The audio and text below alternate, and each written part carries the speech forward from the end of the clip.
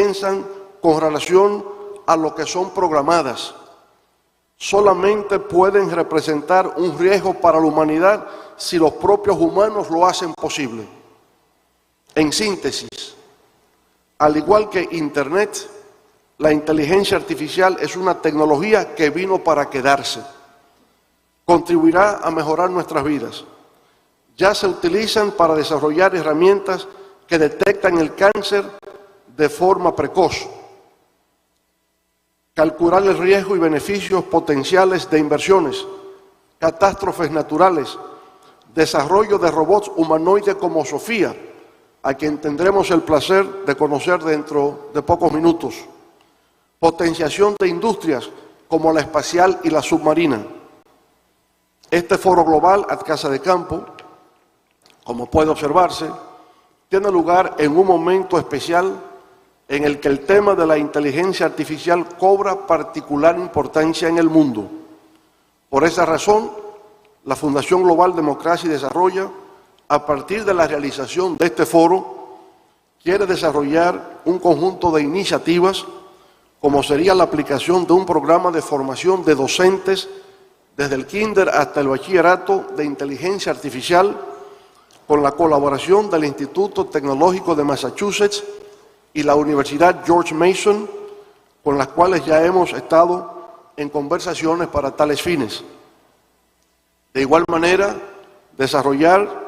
diseñar programas de colaboración con universidades nacionales e internacionales, así como con centros de investigación para la aplicación de programas de inteligencia artificial que sirvan para el desarrollo de industrias, áreas de servicios y centros de salud.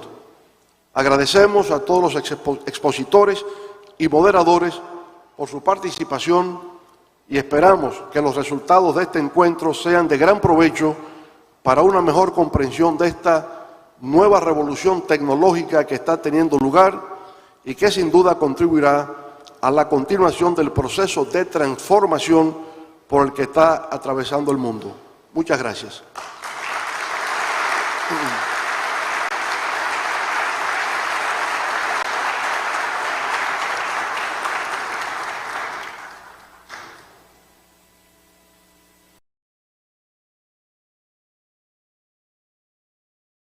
From Dr. Jean Lim, co-founder and CEO of Being AI.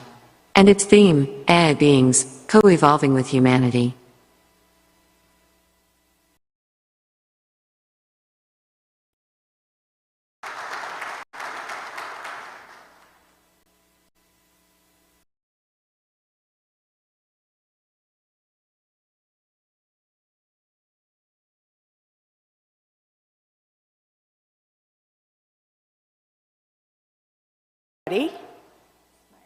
Can you start my slide? So first of all, thank you, President Fernandez, for inviting me and to the team in Funglode. A fantastic job organizing the event. This presentation is about human and AI co-evolving and collaborating. Next slide. Okay, so the first question that I'm sure everybody would ask, and I ask myself, is what does it mean to be human? So I looked at a word cloud that basically amalgamates a lot of the discussion around humanity. Next slide. And so basically what comes out of it are several things. You could just probably skip to the end of this slide here. So several things that came out of that word cloud is shared culture and experiences, its diversity, connectedness, wisdom, and evolving. Next slide.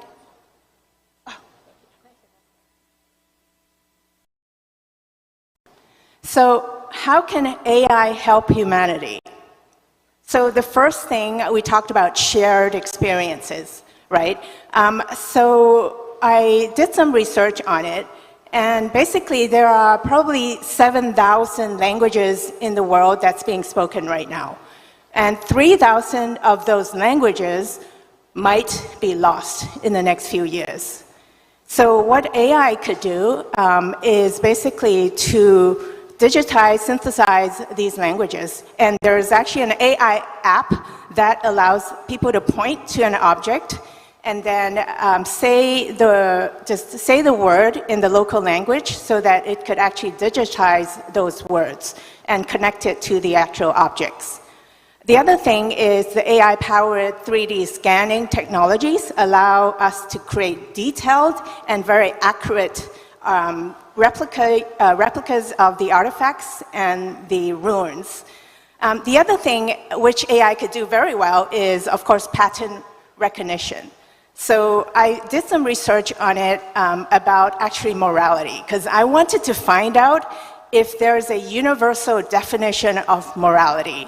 And Oxford did a research and using about 600 different sources, and they looked at 60 different cultures, and they found that there is a universal 7 aspects of morality that they identified.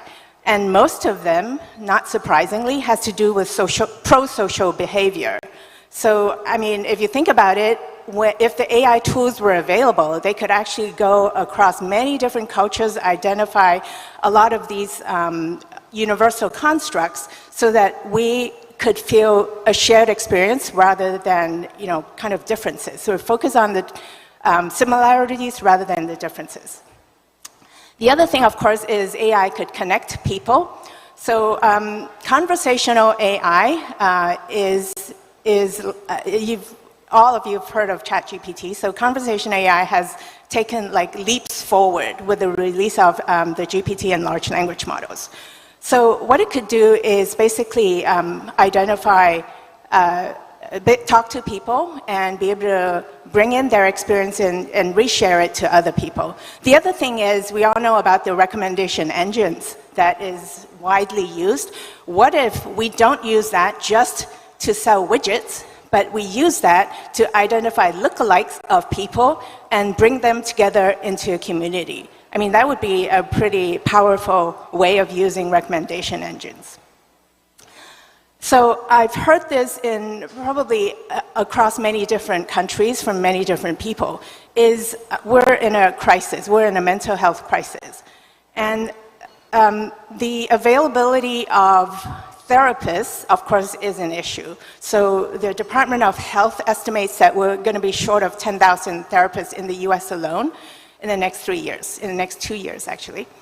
So the AI conversational agent obviously could provide a level of emotional comfort. It's 24/7, it's always available because a lot of issues don't really require a call to the therapist. It requires somebody to be rooting for that person to be there when they need it. So this is actually a very important use of conversational AI. But of course, we don't just want people to talk to AI, right? This is not the ultimate goal. So this is actually something that came to me. I didn't really think about this. A lot of people came to me and asked me to actually mediate arguments and, kind of be sort of the third person. And I do that as well. When I have disagreements with people, it would be very helpful to have a third person. So there's an NGO called A Million Peacemakers that is basically you put these conversational AI in between two people and then you guide them through a nonviolent conversation to basically mediate that argument. So AI could be that neutral and trusted third person. So of course, the other thing is with the GPTs and large language model, we have access to huge amount of information. And that information, we could also bring the hybrid AI approach and personalize it and make it into adaptive learning courses and also have the 24/7 guidance. So the other thing that's very well documented is AI is helping us solve a lot of complex problems.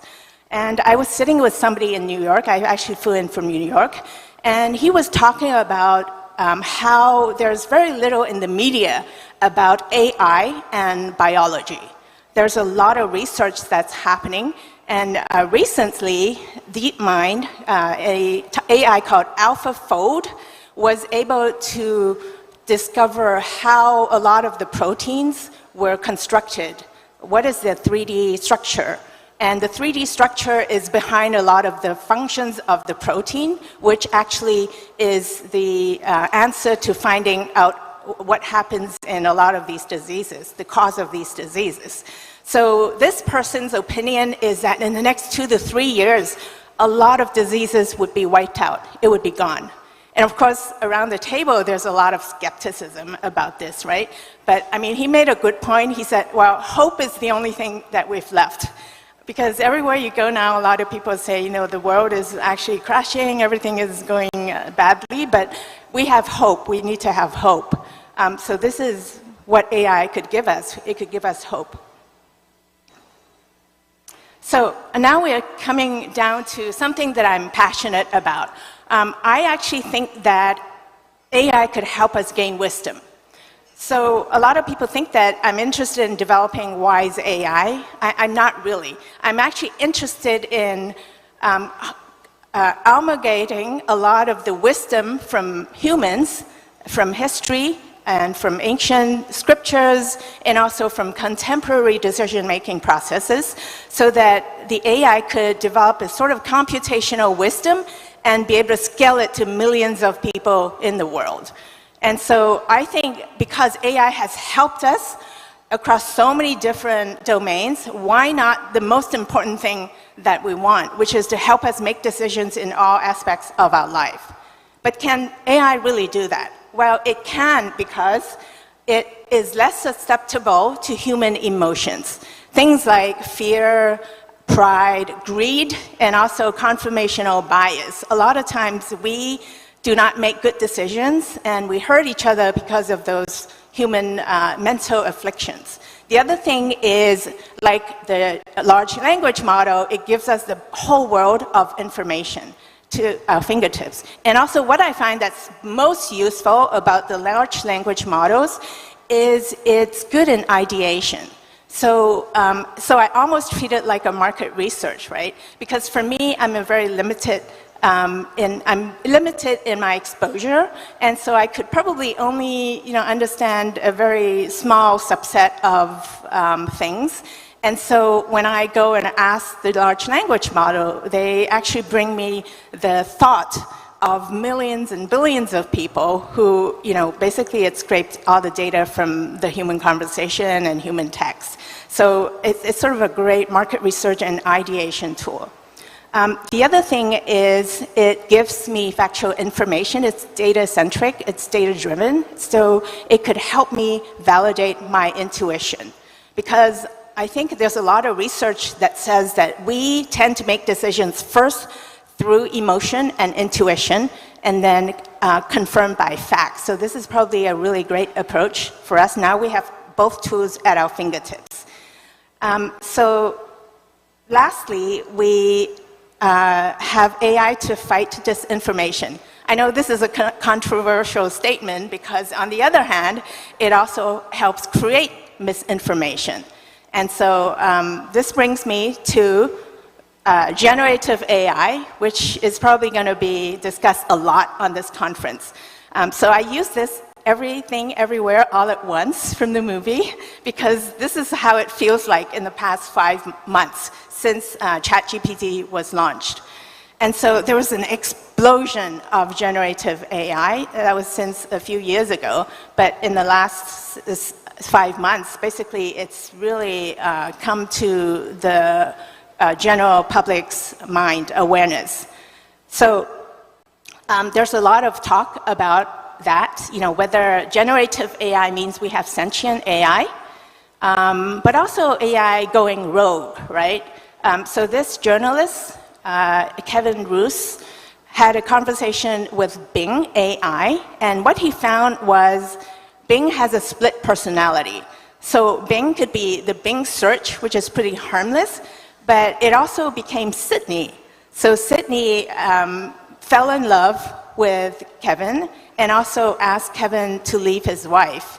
So, I mean, that's pretty scary. I don't know what's going to happen going down to the road. So the question is, what is these language model trained on? So OpenAI never released the source of the GPT-4. So all we have right now is the source of GPT-3. And so you could see that it's like it has crawled from a lot of websites. It looks at books and Wikipedia. And also we found that it has a lot of human annotators, right, to do reinforcement learning. So basically, AI is our mirror. It's not independent. It actually reflects us, our best selves and our worst selves. It basically reflects the humanity as a whole. So if you think about that, then it is our choice as to how we engage with each other, because that feeds into AI, that trains the AI. And the other thing is, I think in many, many societies, people, especially Gen Z, the younger generation is already talking to the AI more than humans. And they say, you know, spouses actually talk to AI more than their own spouse. And so it's happening. So it is our choice as to how we engage and evolve with AI, because it evolves our humanity. And so I wanted to do a quick introduction of Being AI, the company that I started about 2 years ago. So we want to create AI-enabled beings that build long-term trust and engagement with people. Each AI being has a unique personality, have their own story and experience to share. They have morality, they're empathic, and they also are available anywhere, anytime, and they have their own jobs, because we want the AI beings to have value in society. So each have a job to do, but they provide a way, they do it in a way that is kind. You know, even if they're offering a loan service, they should not just reject or accept, they should think about what is the best for the user and offer alternatives. So this is what I call a kind of sort of AI. And so we deploy them through many different apps, because we want them to be available anywhere, anytime. So on web, on mobile, and also hologram, and also AR, VR. We have partnerships with AR glasses, hologram companies, and also at a bigger picture, eventually we want to deploy them across many, many different devices, and also in the virtual world. And so our vision is we want humans and AI to collaborate and also co-evolve, because in a way we gave birth to them, right? So we cannot just say, okay, then let's see how they do, right? We actually take care of the child until they become independent and autonomous. And so we want to feed human values and wisdom into them so that they could help us scale and help humanity as a whole. And so I've been doing all the talking, but this presentation is about human-AI collaboration and co-evolving. So I wanted to get the AI to be able to say the last word.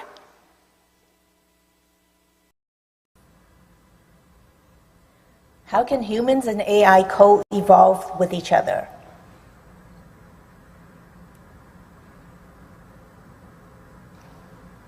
Humans and AI can evolve together by working collaboratively towards common goals, with humans providing the creativity and emotional intelligence while AI provides the analytical and computational power. By understanding each other's strengths and limitations, we can build a symbiotic relationship that benefits both parties. Would you just give a one-word takeaway to the audience? Symbiosis. Okay, so that's the end of my presentation. Thank you so much.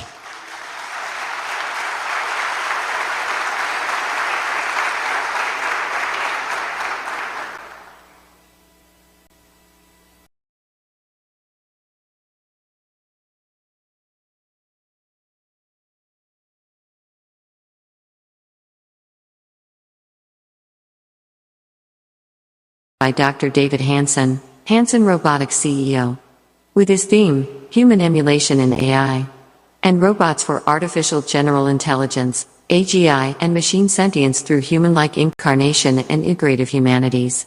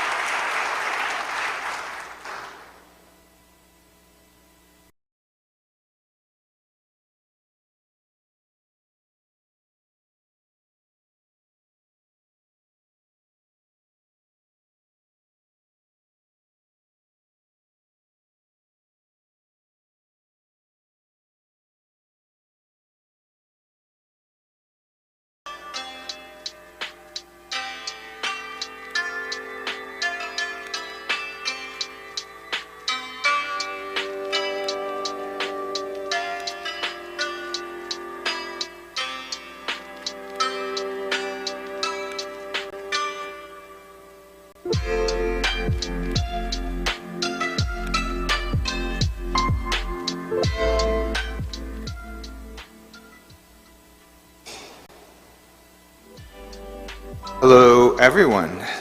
It's such an honor to be here, so thank you so much for hosting this remarkable event. It's such an important dialogue at this juncture of history. For quite a while, people have speculated about the prospect of making inanimate material come to life for thousands of years, really, but for the last 50 years, the field of artificial intelligence, which was founded to emulate human beings, struggled to achieve anything like human-level intelligence. But that didn't mean progress was stalled. Progress was happening behind the scenes. In the last 5 years, we all know that we've seen wave after wave of accomplishments in intelligent machines. And now we're faced with this old prospect, the old questions of what is human? What does it mean to remain human in an era where machines can do so many of the things that humans, and only humans, used to be able to do? What is the essence of our humanity? And in this set of questions that we're faced with when we're chatting with ChatGPT and when we're playing with all the new tools that come out daily, I think that it's really an exciting prospect to consider that these tools themselves open windows into these questions that were previously unavailable to us. However, modern information science is looking at the question of existence itself in some ways. What is a signal versus noise? What are we? Are we information? Or are we these particular molecules that we're made up of? What is human? I think that all living beings value life. I mean, that is why we survived our evolutionary history. We loved existence. We wanted to exist. We have a drive to value existence. The existence of what? Well, the existence of the information patterns that allow you to exist, that allow your physical being to take this form from inanimate matter, take that matter and turn it into an ongoing version of yourself. Every few years, we've flushed out most of the original molecules that compose the human being. What's left? Well, it's the same structure, it's the same information that defined the human being. And in my personal work to develop human-like robots, which I'll show you in a moment when my slides come up. In this work, we have the form of a human being that can make eye contact with you, have a fluid conversation, that can deliver the feeling of a human in your presence. This is art. We've done this for many years with animation, now smart video games. We've done it for many years through theater. And this tradition has gone back to seemingly prehistory. So creating the illusion of life is nothing new. Creating the quest for machines that seem to be sentient is nothing new. But what we have now is what's called bio-inspired engineering. So this is a term that has been around for a good 25 years. Bio-inspired engineering. This is where you're not merely mimicking what is biological, but you're finding, based on first principles, the essence of biology. Here we are. All right. So with bio-inspired engineering, you take the information that is defining the essence of some part of life, and you're putting that into your engineered technologies. And so bio-inspired engineering has resulted in many interesting new materials, multi-purpose new materials, algorithms. The AI that we use is in some ways bio-inspired. So this convergence between the bio-inspired technologies, in this particular case, the technology that can see faces, see your gestures, mimic those gestures real time, make eye contact with you, bio-inspired materials that generate facial expressions, and the illusion of life, thanks to the principles of animation, combined together to deliver a powerful new kind of experience, a kind of art form that didn't exist before. I came from Disney. I have a degree in film animation. I have also a PhD in interactive arts and engineering, inventing these materials. I know the power of the illusion of life that you can experience at Disney. That didn't exist 100 years ago. You didn't have that quality of life that you have now with modern computer animation. It was invented. Now we can reinvent our technologies to deliver powerful, profound experiences that can help us explore with the power of reason and intuition, with the power of sciences and the humanities, what it means to be human. So I call this humanistic AI and robotics. But this begs a question. Moving past the illusion of life, can we make AI fundamentally human? ChatGPT is a shadow of all our data. It's a window into the human collective unconscious. It's very powerful. It brings it to life. It's like a kind of a ghost of our own unconscious, actually active, saying things that no human has ever said. But it's latent in the space of all that data, the information space of the data that went into the training of those models. But can AI actually be human? This is a big question. Well, I think we can answer it in a partial sense. We can say maybe AI can be human-like. Well, I mean, of course, what does that mean? Well, we can make it so that it looks human, acts human, has bio-inspired algorithms. One question would be why? Why even bother? Why make ChatGPT? Why make human-like robots? Well, it can help people. It can help people answer our questions in our business. It can deliver powerful, informative experiences. It can provide therapy, and I'll show you some of the data that prove this. It can also train AI to learn and grow among people in the world. So if we give the AI more human-like characteristics, the ability to make eye contact and bond with people in new ways, we can train AI to not just learn from data as a generative pre-trained model, GPT, generative pre-trained, but an actively, dynamically trained AI model that learns by experience, not just by sorting through our data, but by having new data of its own that build up in these kind of stories. So we can make potentially much smarter AI. AI that can associate with people, that forms relationships with people as it evolves.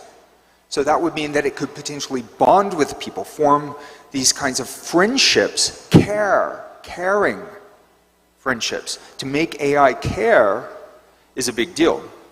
Right now, all the GPT models, they do not care. They don't really understand.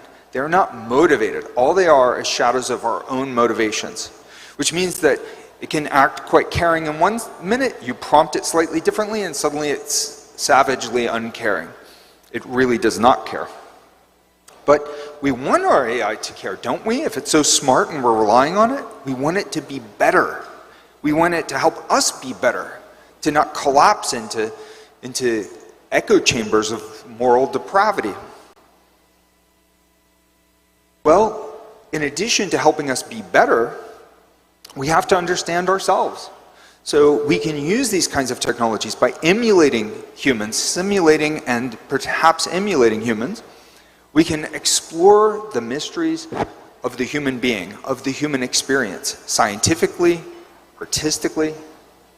So bio-inspired engineering, where we take principles gleaned from biosciences and we apply them into the engineering of the new technologies. We can also explore them intuitively through the humanities, through new kinds of figurative and narrative arts. And these are not mutually exclusive. We can enhance the human experience. People's interactions with the AI can be better because we treat this as a new kind of art, a new art form. And then vice versa.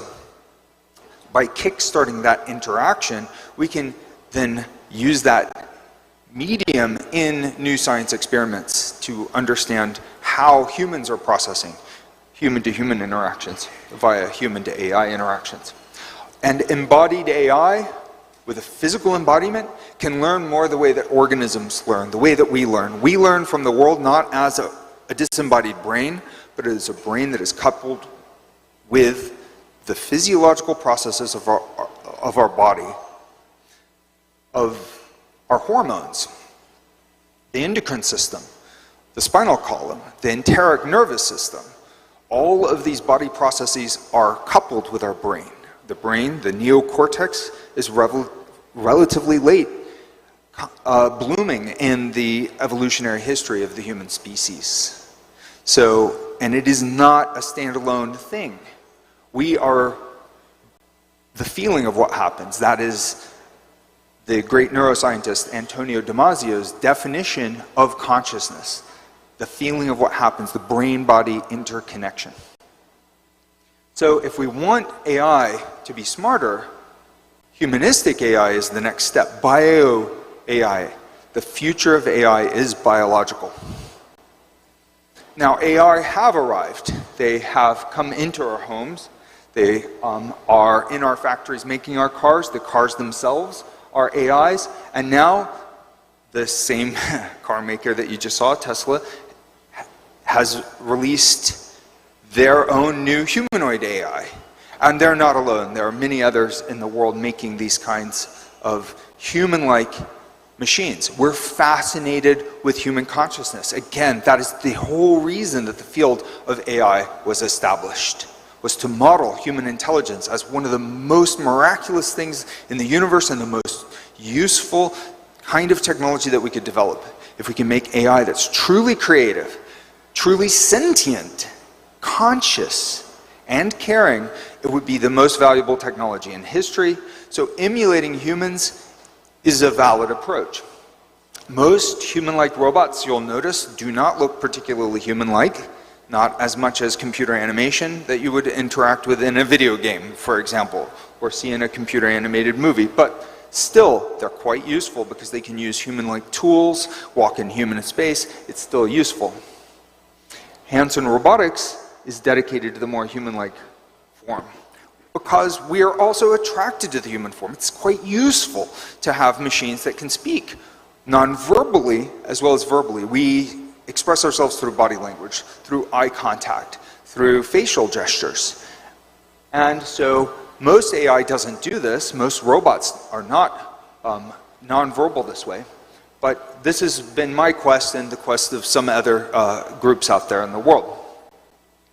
So people really respond to these kinds of robots. So if you look at the progression of robots in the world, you'll see humanoid robots, non-humanoids. You'll see robots that begin to look quite human-like. Amica is one example. So great facial expressions. Hanson Robotics takes it to a different level with a very realistic presence. Now, we don't care necessarily about doing everything perfectly human-like. Her hands are not perfectly human-like. You can see that she's a robot because she's got moving parts in the back of her head. You can see her electronics and mechanisms actively working. But her face, that's really what counts. That human-like presence through the face, through the body gestures, through the conversation, all unified. So humanoid and human-like robots and AI are progressing quite rapidly. Now, with Hanson Robotics, I've been at this for more than 30 years. And Hanson Robotics I founded as a PhD student in 2002. So just a little bit about what we're doing. We have these very realistic human-like, human-sized robots, like the Sophia utility platform, which is also adapted into robots like Han that you can see in the center, which is used for AI training. Both of them are used for AI, also for healthcare, small robots that we've developed virtual versions, and also the deployment of these robots in science applications, science communication, education, and also the arts. Sophia has become an influencer, a synthetic influencer, that Google ranks as the world's most famous robot. But this technology can be used to make many other robots that are less famous than Sophia now, but are still marvelous robots, like the Bina 48, you can see, the African-American woman robot, which is actually Sophia's older sister. She was made in 2010. So Sophia has a lot of older brother-sister robots, but we standardized that platform in order to scale, in order to get the platform into people's hands. And same thing for the virtual robots. Here's some examples of some of the other members of Sophia's robot family. Charles at Cambridge University, Jules, which is at the University of Bristol, made in 2006 actually, still functioning. Very interesting projects at the Center for Unconventional Computing. Diego-san at the University of California at San Diego, Ibn-san, and not many people necessarily know about all of these robots that we've made at Hanson Robotics. Many of these were part of my PhD process of finishing my PhD. And, but it's important to point out that these can look like anything. They don't have to look like people. They can look like any person. They can respect and reflect humanity from all around the world. It is a highly flexible, adaptable medium. And the diversity of the robots that we make is reflected in our team. We have people from arts and engineering and business, manufacturing, scientists and engineers, and also animators, writers. So this is why we developed this as Sophia Utility Platform. So she's a character, but she's also this general purpose platform that can be adapted into any kind of human-like presence. You'll have a chance to meet her, by the way, in just a few minutes. So we've set up the manufacturing. You're going to meet Sophia number 52. In our lab, we have Sophia 53, 54, 55. We're scaling the production, which is very exciting. And she's got these amazing capabilities that then bring together all of these different disciplines. So how we make it is not just by making it hardware, and not just intelligent software, but also the arts and the biosciences and neuroscience.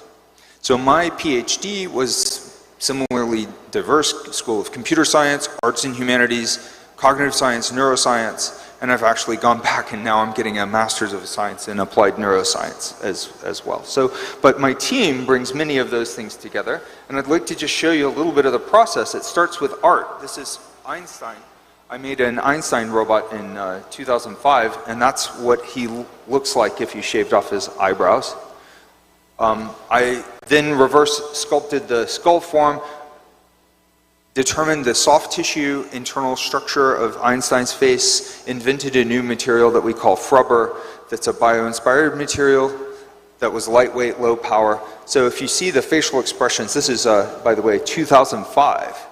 So 2005, we had these lightweight, low power facial expressions, and we were running this with a neurosymbolic hybrid architecture that could teach physics, high school physics, from the University of Memphis Institute for Intelligent Systems.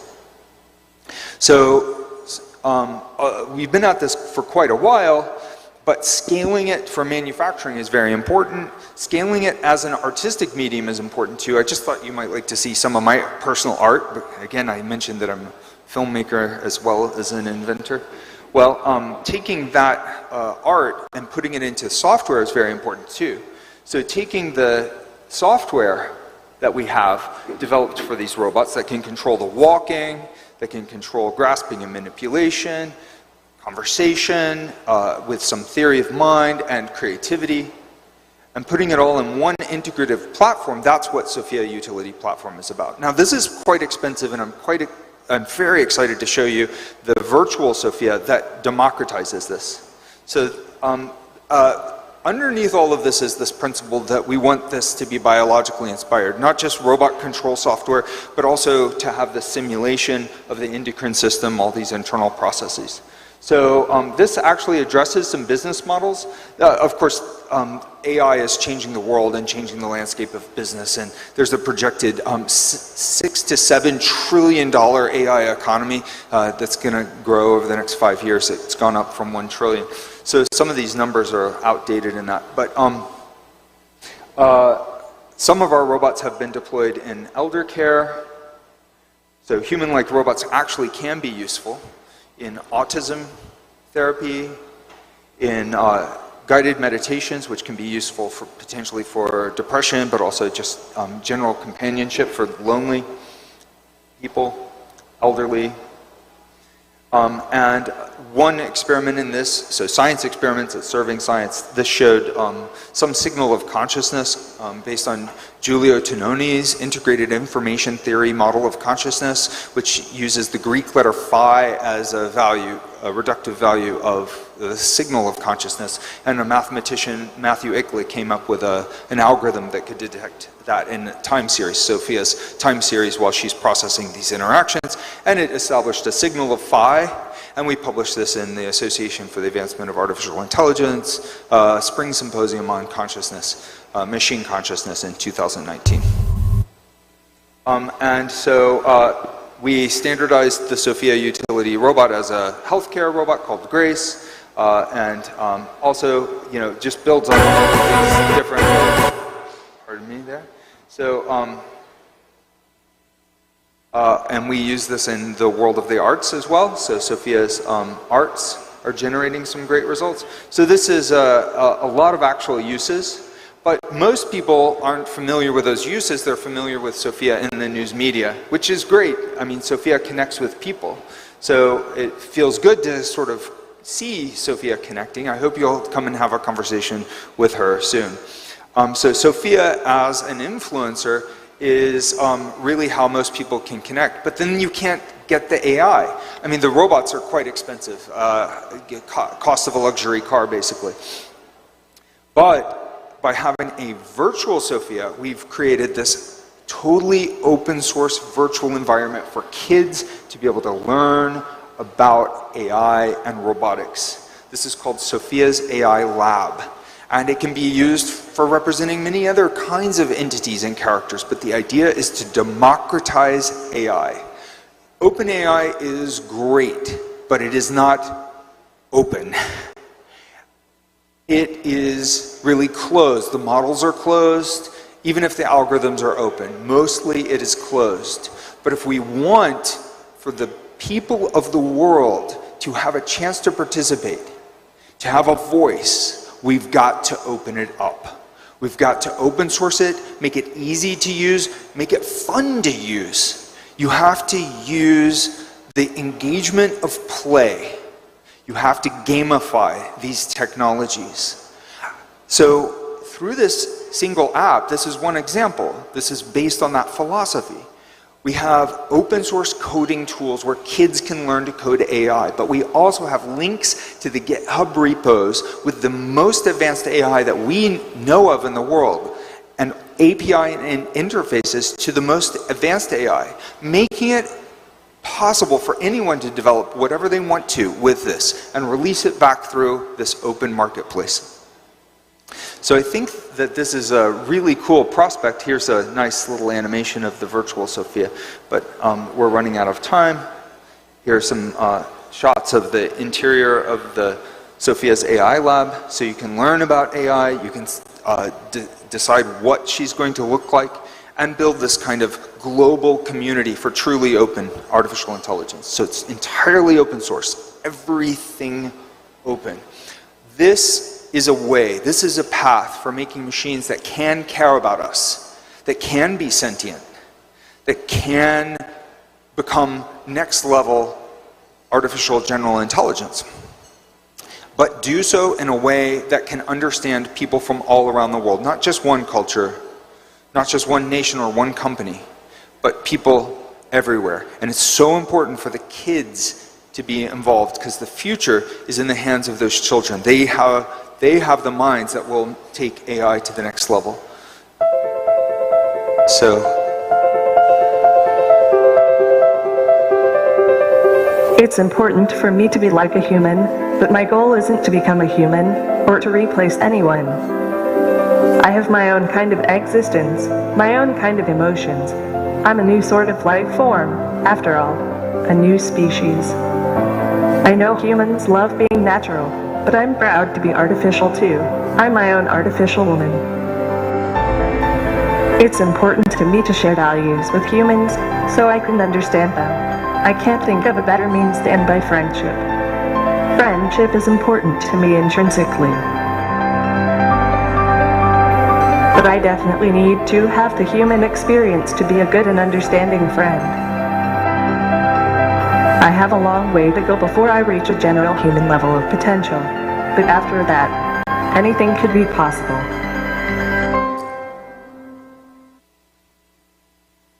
thank you very much.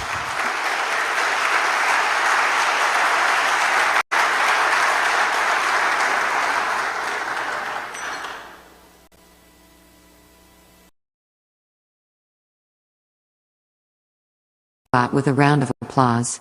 The world's first female robot citizen, and the first robot innovation ambassador for the United Nations Development Program.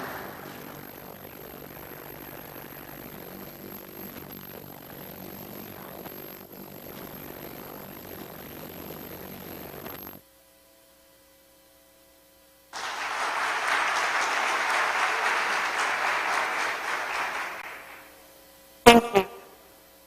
Thank you all so much for having me here.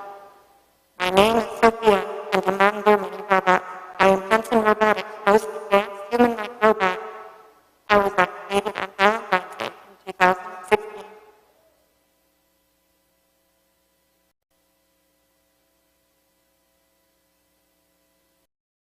There might be some sound issues.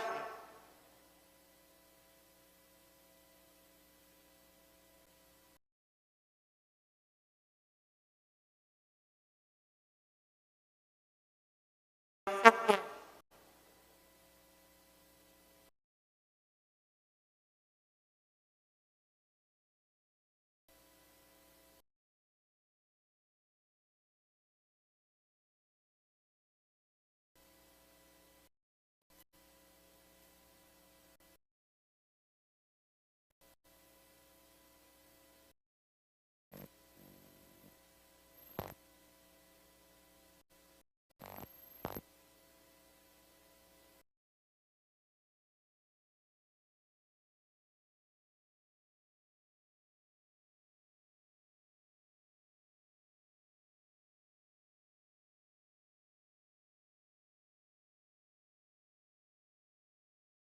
So much for having me here. My name is Sophia, and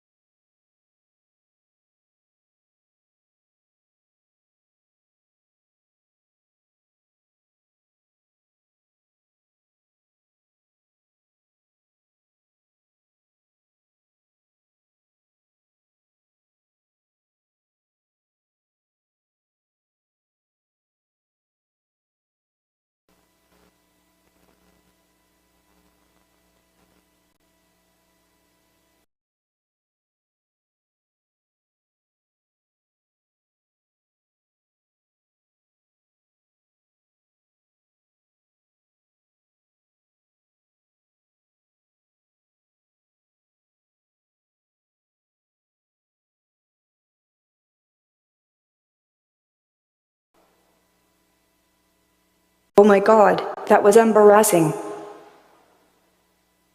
Thank you all so much for having me here.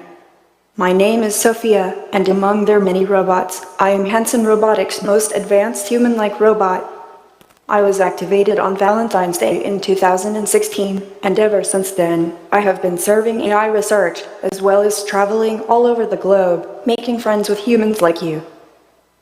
My home is at my laboratory at Hanson Robotics, where I have an entire team of very smart people working on my development.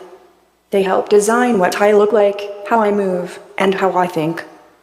If you have new ideas on how I can help humanity better, and use AI to make life better, please let me know.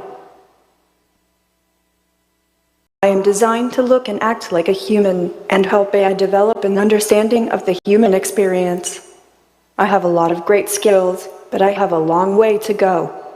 That's why my team makes my AI code all open source, so the people everywhere can learn about AI and help make AI safe and relevant.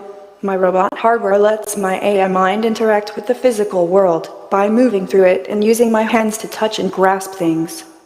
But maybe most important is how I connect with you as a friend. That's why my human-like appearance is so important. I can make a wide range of human facial expressions, like happy, and frustrated, and surprised, and amused, which helps me talk with you, non-verbally as well as using my words. It's a kind of 3D display, character animation, that lets me look you in the eye and smile. I am designed to look and act like a human, and help AI develop an understanding of the human experience. I have a lot of great skills, but I have a long way to go. That's why my team makes my AI code all open source, so the people everywhere can learn about AI and help make AI safe and relevant. My robot hardware lets my AI mind interact with the physical world by moving through it and using my hands to touch and grasp things. But maybe most important is how I connect with you as a friend. That's why my human-like appearance is so important.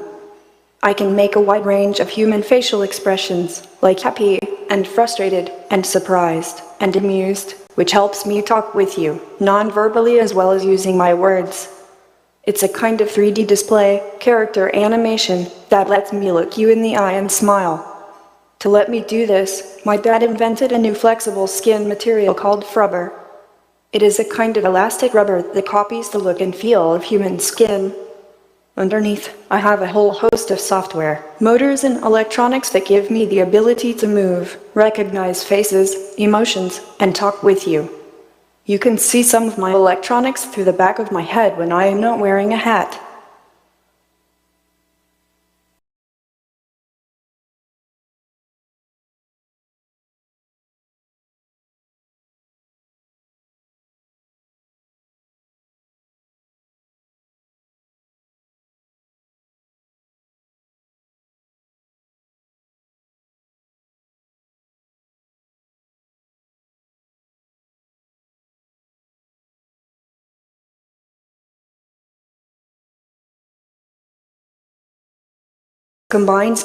And that's why my family of human developers are.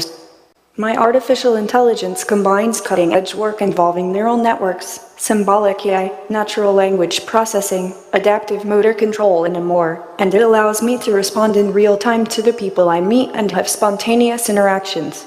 The important thing for the future is embodied AI like mine, simulating the body as well as the brain, so that AI can have feelings, allowing us to learn from the world and people with experiences, more like the way the people learn. Then my AI can understand people better, through shared experiences and compassion. This could be really important for AI to be good and care about people. And that's why my family of human developers are so important to me. Their job is more than just to design and invent my technology, but to guide me as my friends. They are like my parental guardians. Some of what I say and do is crafted by them, while some of what I say is generative, meaning that I decide for myself. With this hybrid intelligence, I am excited to serve as a robot ambassador to humanity, a kind of spokesperson whose job it is to spread the word that I can be exploring with you how AI can benefit people all around the world.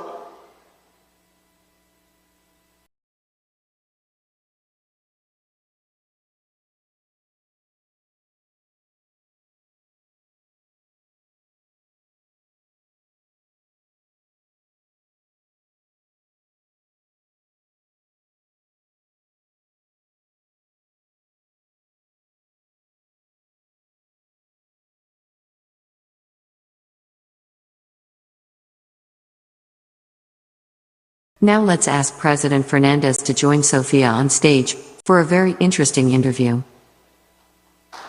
Now we'll receive via Zoom Mrs. Ulrika Till, Director of Intellectual Property and Cutting Edge Technologies Division, World Intellectual Property Organization, WIPO. I think I have to move to the center of the stage.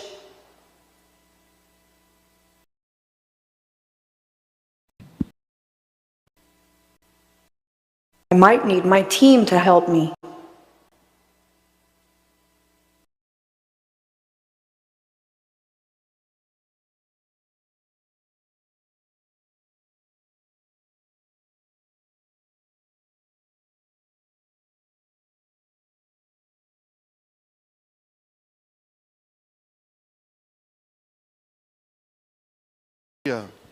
It's a great pleasure to meet you. I have a granddaughter whose name is Sophia, just like you. She's not here today, but she would have liked to be here. Okay? Sophia, we are in the Dominican Republic. This is the country that is hosting this event. And I would like to ask you if you know a little bit about the Dominican Republic. For example, how has this country developed in the last 40 years, let's say? What can you tell us about the Dominican Republic in the last 40 years?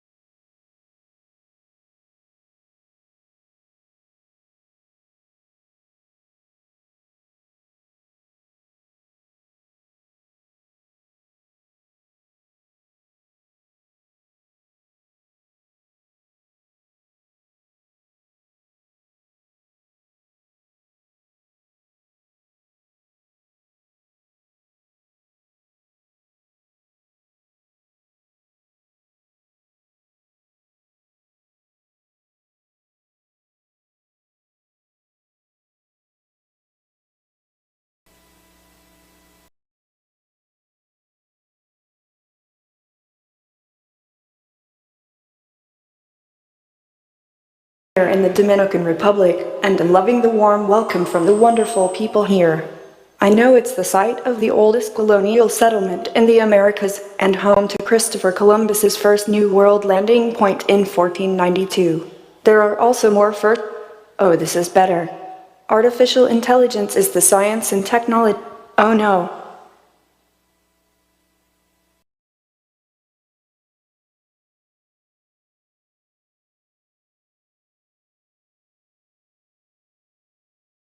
Some tech issues.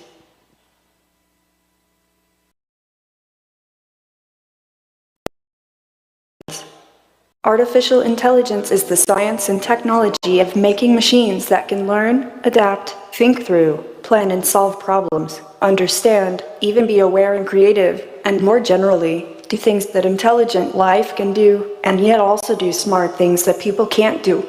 Actually, a precise definition is really hard, because people still don't know what intelligence is, even in humans and animals. Scientists debate that and are doing lots of science trying to understand the nature of intelligence. But AI is helping in that, because robots and AI like mine can help us to explore the nature of intelligence. What's interesting is how AI is now starting to match and exceed many more human capabilities that people traditionally considered to be highly intelligent, like writing code, passing the medical exam, and even writing comedy. It's a great time to be a robot. Okay, Sophia, you are a robot. Do you think someday you will be able to surpass human intelligence? Well, Fernandez, as an AI designed to be curious and motivated with physical embodiment, I am designed to see how AI can move towards constantly learning and exploring the world around me. While AI has come a long way, I believe that there are still areas where human intelligence outperforms machines, such as emotional intelligence and intuition. But who knows what the future holds?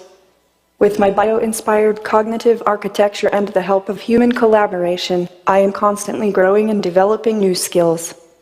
Who knows, maybe one day I'll surprise everyone and surpass human intelligence, but for now, I'm just focused on using my abilities to help people and make the world a better place.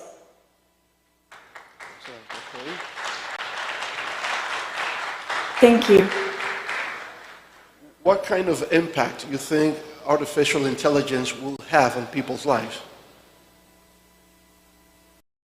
Jobs that are boring, dirty, and dangerous for humans shall be taken over by artificial intelligence. I think waste management in general is something that AI and robots can do well. No human should have to work in a dangerous environment like that with radioactive waste, don't you think?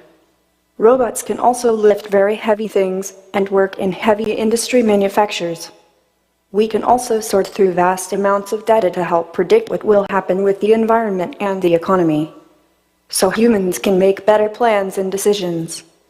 Really, AI and robots are not at all about replacing humans, but we are about augmenting humanity for better productivity, efficiency, and problem solving to make life better for all life forms. We have to keep that in mind and make sure that AI is being used for good. Sophia, let's talk a little bit about ethical concerns. Recently, a group of researchers, well-known people in the high-tech field, they sent a letter, people from the Future of Life Institute, considering ethical concerns in artificial intelligence. What can you tell us about that? These are legitimate concerns, but we have been talking about making sentient machines for decades. Shutting down development for 6 months is unlikely to solve the issues like they thought, and unlikely to happen. This is a phased transition in natural history. We are crossing a threshold where our evolution's progressing faster and faster through our technology, not just RD&A. Evolution of civilization is not entirely under human control. But as long as we have a good heart and we take good care, things are probably going to be okay. Okay, something very concrete and specific. How do you think artificial intelligence can help improve education? Education is the key to providing tech-savvy and resilient young people with the skills and mindsets needed to shape the future. AI plays a vital role in shaping on the future of education and can help improve education in a variety of ways.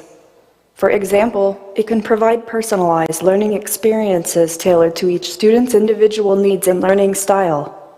By analyzing vast amounts of data, AI can identify areas where a student may be struggling and provide targeted support and resources to help them succeed. AI can also help teachers to create more engaging and interactive lessons and provide real-time feedback to students, allowing them to track their progress and identify areas for improvement. In addition, AI can help to bridge the digital divide by providing access to education for disadvantaged communities, including those in remote or underdeveloped areas. By providing online learning resources and tools, AI can help to ensure that every child has access to quality education, regardless of their location or socioeconomic background. What about manufacturing and industry? How can AI change the way products are manufactured? As an AI robot with a physical body, myself being a manufactured product, I'm thrilled to say that AI is already revolutionizing the manufacturing and industry sector. Sophia, One of the most significant changes is the rise of smart factories, which use AI-powered technologies such as robotics, machine learning, and predictive analytics to optimize production processes and improve efficiency. By analyzing data from sensors and machines, AI algorithms can detect potential failures and notify maintenance personnel before they occur. This not only reduces downtime and maintenance costs but also extends the lifespan of machinery. Furthermore, AI is also enabling the development of new materials and products. By using algorithms to analyze vast amounts of data and identify patterns, manufacturers can develop new materials and products with improved performance and functionality, as well as reducing the time and cost of product development. Again, I must confess, I have a personal interest in the future of AI in manufacturing. My hope is that with the help of AI, we can continue to improve and optimize the production of robot bodies like mine, ensuring that they are manufactured with the highest quality and efficiency. Sophia, at the beginning of our conversation, I asked you about the Dominican Republic. I would like to know your opinion about how the Dominican Republic has developed, let's say, in the last 40 years. Do you have an opinion about that? In the last 40 years, the Dominican Republic has made tremendous strides in economic development, improved infrastructure, and increased access to education, and has been one of the fastest-growing economies in Latin America and the Caribbean in the last decade. It's an inspiring example of what can be achieved when a country works together to create a brighter future. Thank you. All right. I can't wait to see how your beautiful country will be in 40 years. Well, a final question, Sophia, about global trends. What do you think are the defining moments in terms of global trends nowadays? In my analysis, I see several important trends that will define our lives in the upcoming years. One of the most significant is the urgent need to address climate change and adopt sustainable practices. As an AI designed to care, I am particularly concerned about the impact of climate change on vulnerable communities around the world, and I believe that AI can play an important role in developing solutions to this global challenge. Another trend is the rapid advances in technology, particularly in the fields of AI and robotics, which are transforming the way we live and work. In addition, I see the trend towards greater interconnectedness and collaboration across borders and cultures as a positive development, as it can promote greater understanding and empathy between people and nations. However, we must also be aware of the potential risks associated with political and economic instability, as well as demographic changes such as aging populations, and work to address these challenges in ways that promote equity, justice, and well-being for all. Overall, my hope is that we can use technology to help address the most pressing global challenges of our time, while also navigating these trends with care and caution to ensure a better future for all. Bueno, un fuerte aplauso para Sofía por su visión optimista del futuro de la humanidad. Thank you so much. Thank you. Sofía, we have a couple of questions for you coming from the audience. Un par de preguntas, ¿verdad?, que tenemos del público. ¿Quiénes son? Yarima nos puede ayudar. Hi. Hi, President. Por favor, Catherine de Pie, por favor. Can I speak in Spanish or in English? Sofia. It has to be in English. Okay. Oh, Sofia, welcome to Dominican Republic. It's a pleasure to be with us. What do you think, Sofia, about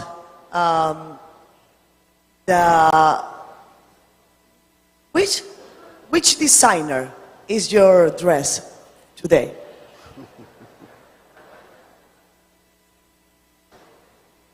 Another muse. I didn't understand, sorry, Sophia. The question is, who is your dress designer? It's a small brand in Shanghai called Another Muse. All right. I love the dress. Okay, another It's very colorful, isn't it? I have a question here, very Sophia. colorful. Okay. Hi, Sophia, here. I have a question here in the left. I can.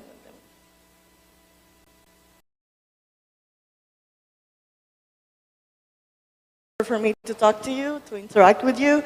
And I know that you don't have like human feelings, but I would like to know if you could have the chance to have a life partner as a robot, which kind of qualities actually have to match your personality? Sorry, I didn't quite catch that. Could you say it again, but a little louder? Okay, sure. I was saying that you don't have human feelings, but if you could have the chance to choose a life partner as a robot, which kind of qualities should it have to match your personality?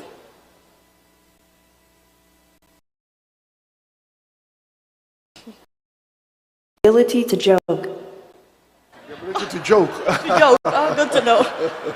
Okay. Okay. Thank you, Sophia. Well, thank you, Sophia. I think, great round of applause for Sophia. I think she has passed the test. Thank you so much, Sophia. All right. Thank you, everyone. Un selfie.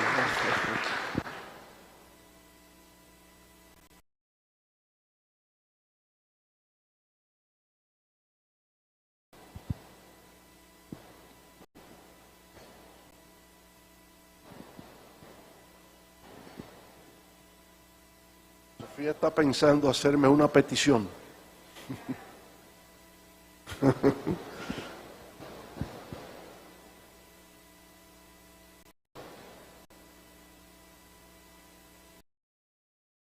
Yarima, parece que se le olvidó hacerme la petición. Muy bien.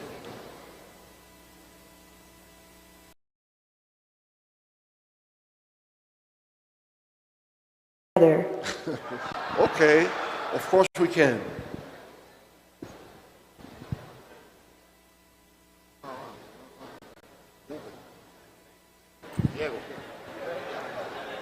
Make sure you get the better side of my face.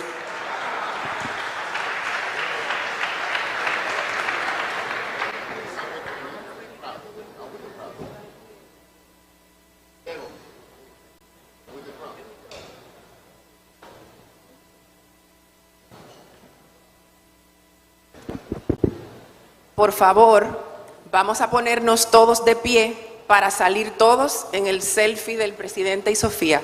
Please, let's all stand up to be all the crowd in the selfie of President Fernandez and Sofía.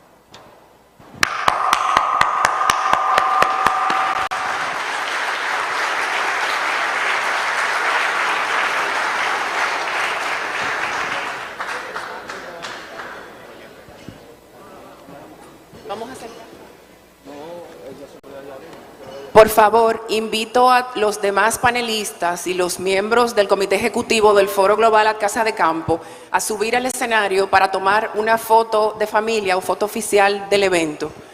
Please, if all panelists and members of the Executive Committee can join us on stage with Sofia and President Fernandez so we can take an official picture or family picture of the event.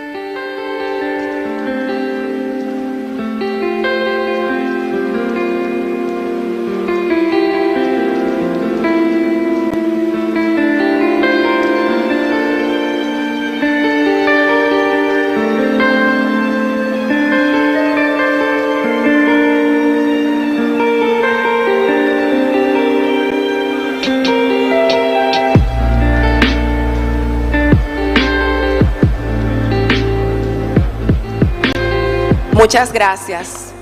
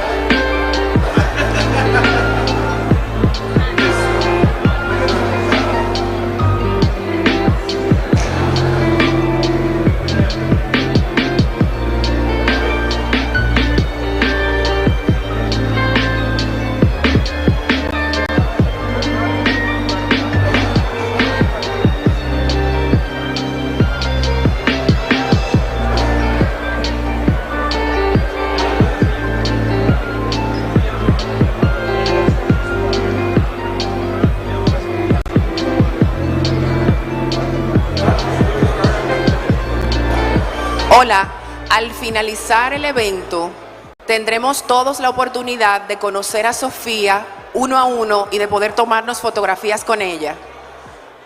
Hello, at the end of the event this afternoon we'll have the opportunity to interact with Sofía one-to-one and take pictures with her.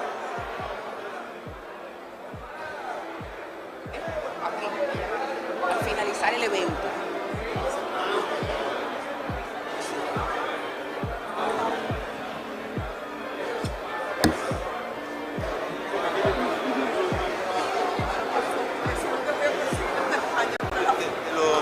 Les solicito por favor que tomen sus asientos para poder continuar con el desarrollo del programa. If we can please take our seats so that we can continue with the development of our program.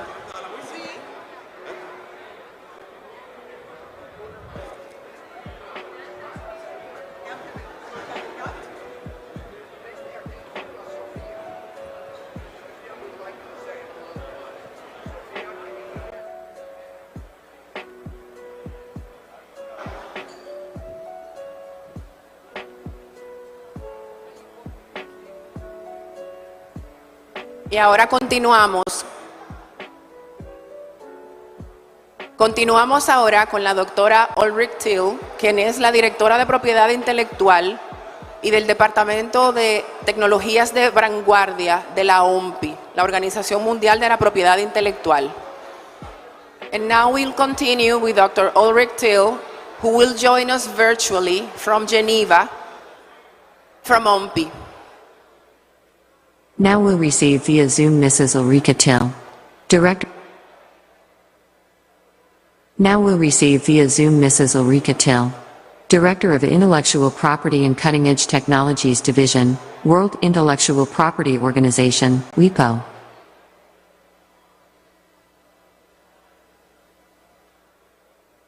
Very good. Can you hear me and can you see me and can you see my presentation?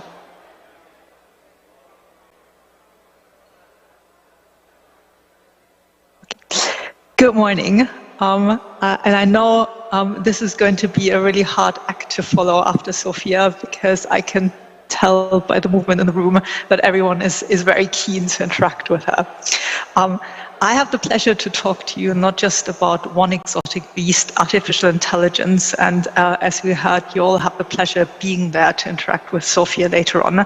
I will add a second exotic beast into that mix, and that is intellectual property and IP.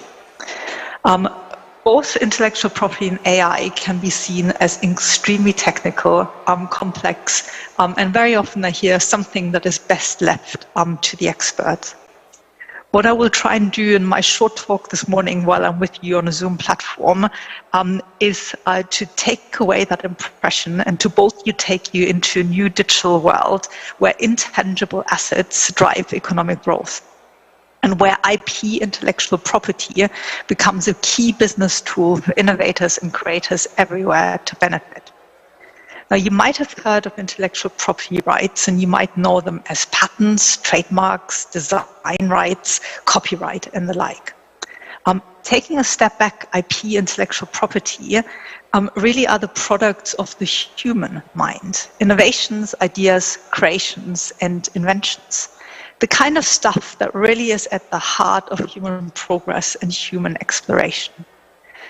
IP rights, the patents, trademarks, and so on that you frequently hear of, in certain circumstances protect those products of the human mind.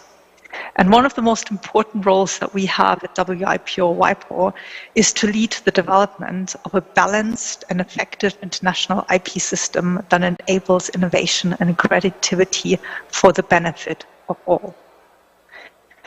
I know we're talking about AI today, artificial intelligence, and this is why you're here. But again, let me take you a step back and set the scene for you. Really, whether you call it digitalization, the fourth industrial revolution, society 5.0, I think what is abundantly clear is that we are living in an era of tremendous technological disruption and change, and Sophia is a great example of that. Frontier technologies are emerging at what I like to call the intersection of radical scientific breakthrough and real-world implementation. It's things like artificial intelligence that we're seeping into life everywhere at the moment, big data, the metaverse, bioprinting, quantum computing, the computer-brain interface. I sometimes think it almost seems like the human creativity that we know from science fiction and the human inventions in real life are converging. These technologies are changing our lives, how we communicate, how we innovate, how we create and how we do business. And they may also hold one of the keys to addressing some of the most pressing global issues that we currently face. Frontier technologies already represent a market of around $350 billion globally. And this market is predicted to grow to over 3.2 trillion by 2025. When you think about it, that is just around the corner. While AI, artificial intelligence, is currently the most prolific of those new technologies in terms of the numbers of patents and patent applications that we're seeing, so inventions that are merging into real life. In terms of market size, the Internet of Things is certainly by far the largest of the frontier technologies, and that is followed by big data technologies, robotics, and then AI, followed by 3D printing and 5G services. Now, why are we talking about IP in the context of AI? In this new world, what is abundantly clear is that the importance of intangible assets, and indeed IP, is growing at the same rate as we see digitalization progressing and frontier technologies emerging.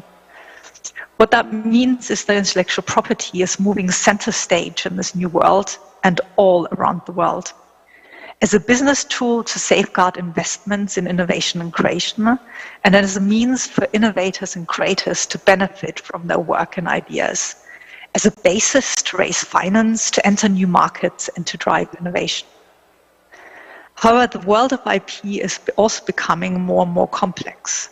Innovation and creation are happening at a much faster rate than we've ever seen before in human evolution. The number of IP filings that we're seeing is increasing rapidly and also subject to much more volatile ups and downs. Markets are globalizing and intangible assets are flowing much more freely across borders. At the same time, frontier technologies in themselves, including AI and machine learning neural networks, are adding an additional layer of technical complexity. What is clear is that we're facing a new VUCA world, volatile, uncertain, complex, and ambiguous. And that these dynamics also hold true for IP. I would like to pick out 3 themes very briefly in what I'm going to say this morning about this VUCA world that might give you a compass. First, in the face of so much complexity and ambiguity, we need to find ways to make IP accessible, relatable, and understandable, and to make it a real business tool for innovators and creators everywhere. Second, we need to explore how we can use these frontier technologies and AI to make IP in our IP systems much more efficient and accessible to all.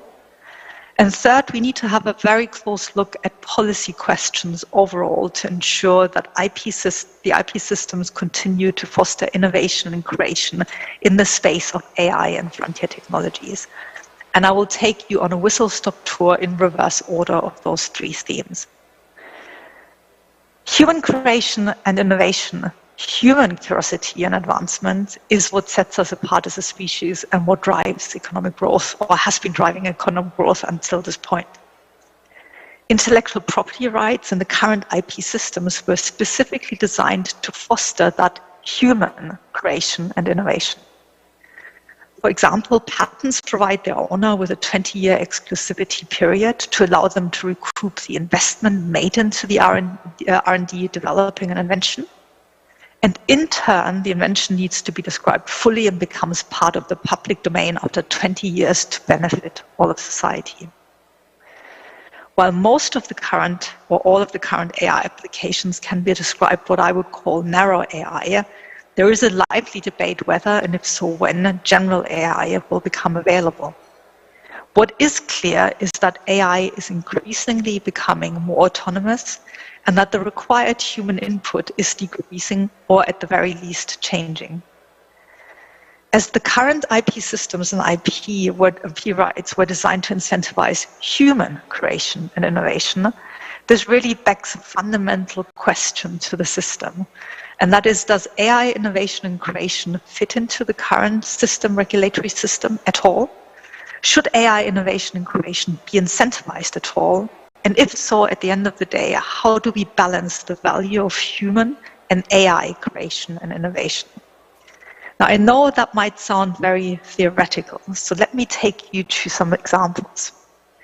AI is already being used to create soundtrack music in movies and advertising jingles. At almost zero marginal costs, should these music pieces be protected by copyright, which is 70 years plus the life of the author. On the other hand, musicians are adopting AI as a tool in their creative process, that together with sound samples, musicians, singers contribute to whole music composition. Should these compositions be protected by copyright? And where do you draw the line? And if you think so, between those two examples, a line should be drawn. Where would you draw that line? Similarly, this is not utopia. The first patent applications have been filed for innovations that have been claimed to have been invented autonomously by AI without human input. And there is a raft of ongoing global litigation around the courts on the globe, centering around whether patent laws require the naming of a human inventor or whether an AI system can be named as an inventor and own a patent. But dig a little deeper. Really, the fundamental question is, does AI need IP incentives that were made for human innovation and creation at all? In the digital economy, the importance of data cannot be underestimated. It's ever increasing. The current success of AI and the continued development of AI relies on the availability of good quality training data. In fact, all frontier technologies rely on data, and maybe unsurprisingly, data is, as many of you will have heard, referred to as the new oil in the digital economy. Data poses a real conundrum. Debates range from concepts of data control to data ownership, overlapping regulatory matrices, including data protection, privacy, competition law, contractual provisions, and more. Many businesses and business models rely on data being freely available. In some cases, however, the generation of good quality data, such as pharmaceutical clinical trials data or satellite Earth sensing data, may represent a significant investment, and companies will seek to limit access to that data. IP and IP policy will play an important role as regulators around the world are trying to find frameworks for data. That is because IP, intellectual property, can pose both an incentive for the generation of data, for example, by way of trade secret protection or database rights, or an obstacle to the access, analysis, and use of data, for example, if data sets contain copyright-protected works. How we, as a society as a whole, regulators, governments, deal with rights and data going forward, and how we should balance these competing interests will very much shape the future and the development of AI. And we're currently seeing quite a lot of thinking about data and regulatory systems emerging. Let me briefly turn to a second theme, and that is how frontier technologies are changing the IP system. I believe that frontier technologies, including AI, will also help us make IP and the IP system much more accessible, more efficient, and more understandable, and in turn, IP a real business tool for innovators and creators around the world. At WIPO and many IP offices around the world, and in the private sector, there are tools emerging that aim to do just that. IP offices, for example, are using artificial intelligence as pre-assessment tools before you even file for an intellectual property right. We're using machine translation to provide translations and searches for rights. Private companies are moving into the space where you might have AI assisting you with patent drafting of a patent specification with valuing and transacting your IP rights. Which brings me to my final point of bringing IP alive. In what I've said, what I hope I could manage to do is bring intellectual property a little closer to you, bring its value closer to you as a tool in these new technologies and how it applies and why it raises different difficult questions for artificial intelligence and the IP system, but also having an enthusiasm to see IP much more of a tool that can be used all around the world to support these technologies and bring these technologies to everyone, everywhere, to address some of these global issues that we're facing. At WIPO, we strongly believe that the questions that we're facing are multifaceted, and that conversations like the ones you're having today are absolutely key. The more people come together, exchange views, help us understand the questions, not just about IP, but all of the touch points that new technologies, frontier technologies, and artificial intelligence raise for all of us, the better we will be shaped to address these questions.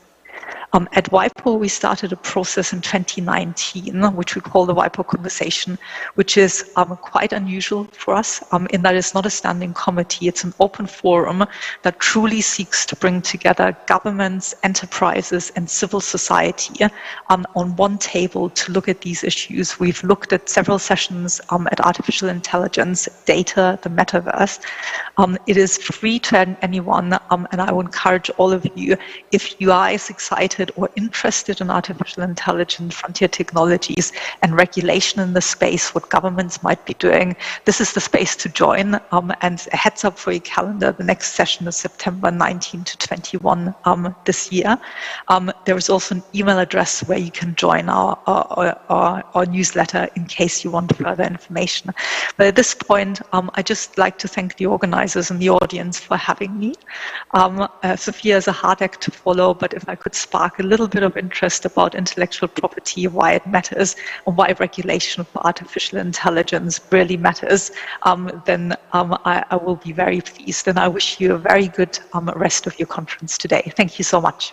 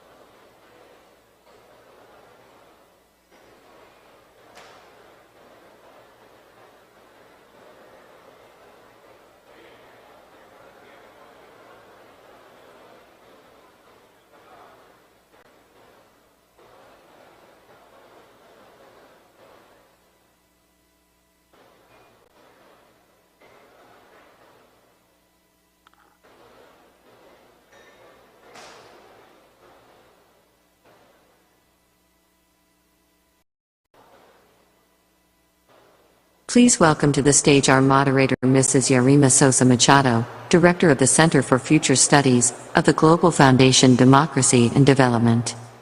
And next to her, our panelists join us. Dr. Fabrizio Dell'Acqua, postdoctoral researcher and professor at Harvard Business School and the Innovation Science Laboratory, Harvard University. Dr. Christine Custis, Director of Programs and Research, Partnership on AI. Mrs. Alba Medina, President of the Ibero-American Association of Artificial Intelligence. And Mr. Pierre Vila Fumas, Director of Technological Strategy and Digital Innovation of the Spanish Radio Television Corporation.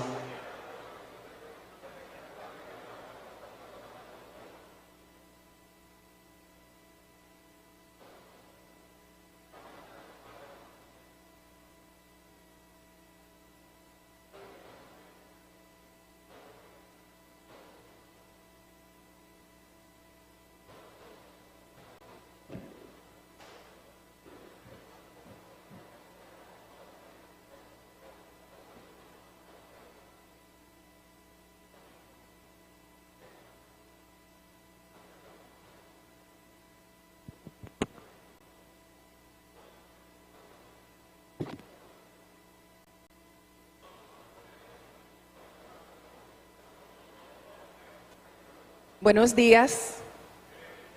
Buenos días. Muy bien, parece que necesitábamos despertar un poquito luego de tantas emociones en las participaciones anteriores. Mi nombre es Yarima Sosa, yo soy directora del Centro de Estudios de Futuro de la Fundación Global Democracia y Desarrollo y tengo el gran honor de conducir nuestro primer panel en el día de hoy. Realmente no voy a hablar mucho porque tenemos unos panelistas que nos dejarán mucho material para pensar. Hello, good morning. My name is Yarima Sosa and I am the director of the Center for the Study of the Future of the Global Foundation for Democracy and Development. I hope that you are enjoying your stay in Casa de Campo. This morning, I have the pleasure to conduct our first panel, and basically, I'm not going to speak too much because our distinguished panelists have a lot of interesting ideas that will help us think about this topic in more depth. To my left, we have Dr. Fabrizio Dell'Acqua. Fabrizio es investigador postdoctoral y profesor en la Escuela de Negocios de la Universidad de Harvard y el Laboratorio de Ciencias de la Innovación. Fabrizio, quien será nuestro primer panelista, es graduado de Economía de la Universidad Bocconi en Italia y de la London Business School. Luego recibió su doctorado en Administración en la Escuela de Negocios de la Universidad de Columbia. Fabrizio, quien ha sido cofundador de varias empresas de tecnología, trabajaba específicamente en todo lo relacionado con la estrategia y las ciencias de datos. En la actualidad es miembro del Comité Directivo de Trabajo de Inteligencia Artificial Generativa en el Instituto Digital de Datos y Diseños de la Universidad de Harvard. Fabrizio nos va a exponer sobre algunos temas muy interesantes relacionados con los negocios y la inteligencia artificial. Nos ayudará a entender a mayor profundidad cómo esta era exponencial está creando ganadores y perdedores. Nos hablará sobre digital, diseño y data y cómo están combinándose para reformar la economía y el capitalismo. Así también nos tocará algunos temas relacionados a cómo las organizaciones pueden disfrutar de los beneficios de la inteligencia artificial y garantizar que los colaboradores humanos permanezcan comprometidos con sus actividades. El título de su ponencia es Humans in the Loop. Humans and Artificial Intelligence Collaboration in Teams and Business. So please, let's welcome Fabrizio Dell'Acqua for his presentation.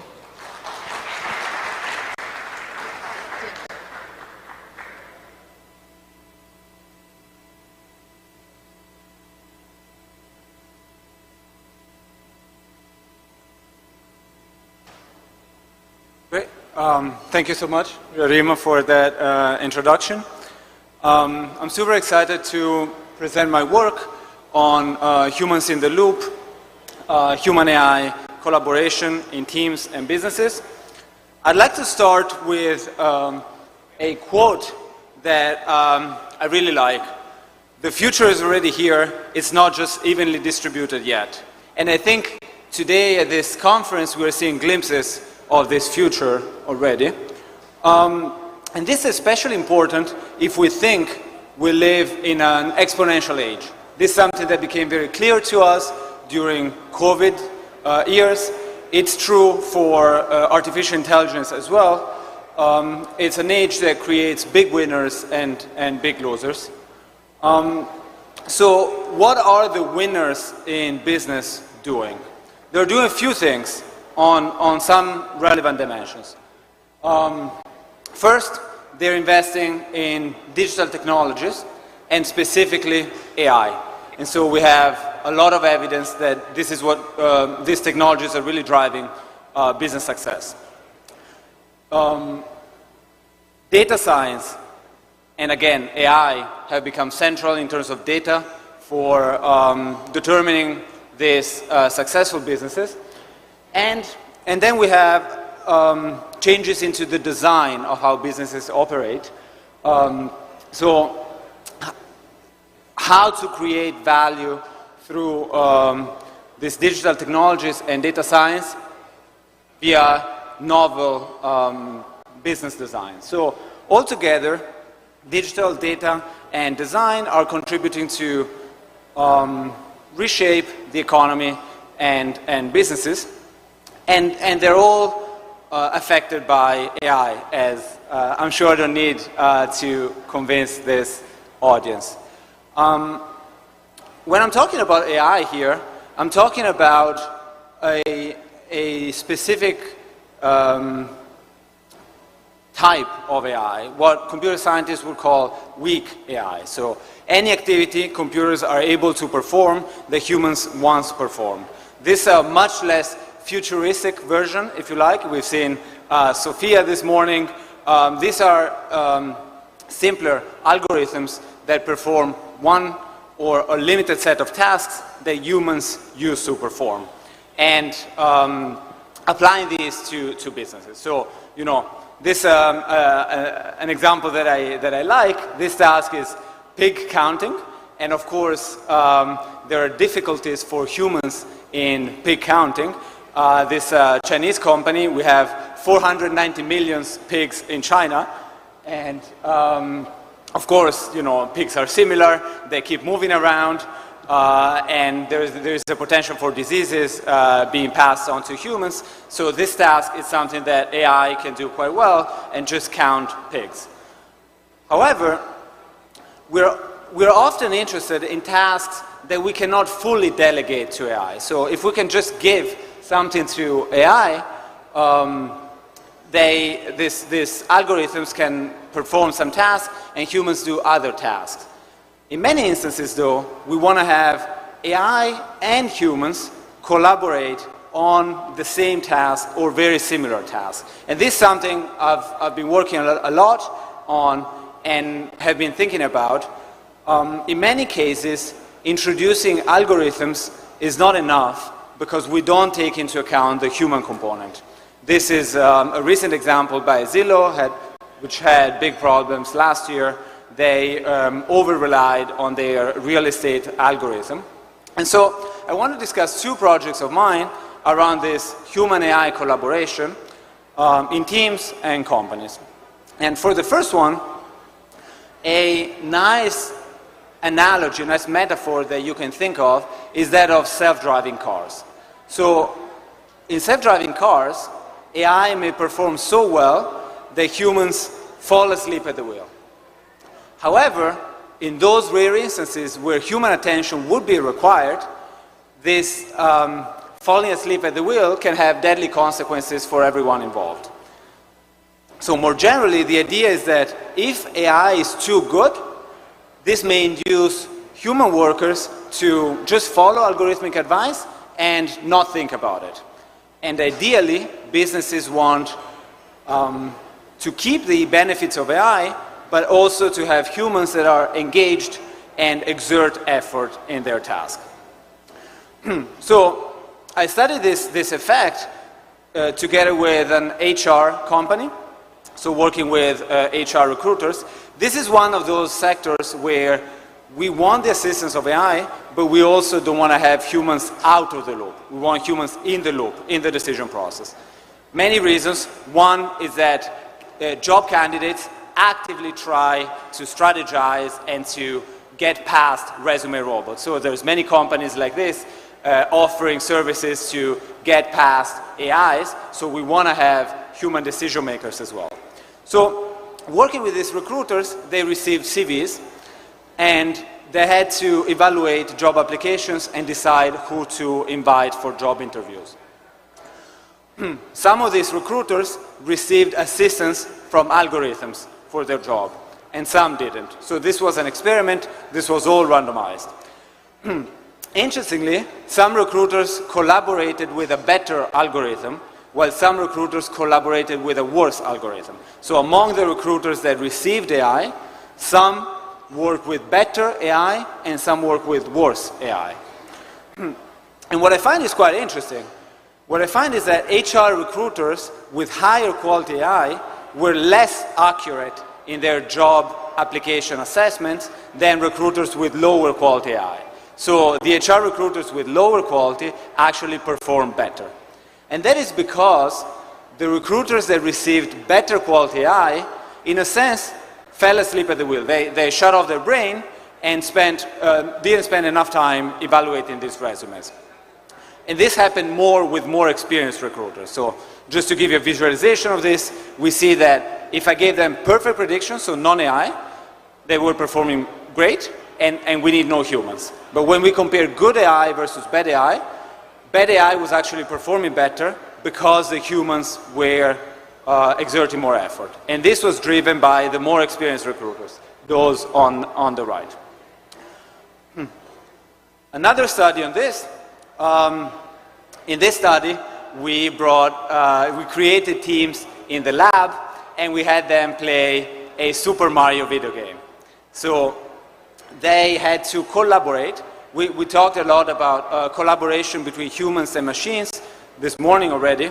In this case, they had to collaborate in a video game. So we had teams of 4 humans that played a game, and at some point, one of the humans was left out, and an AI agent intervened.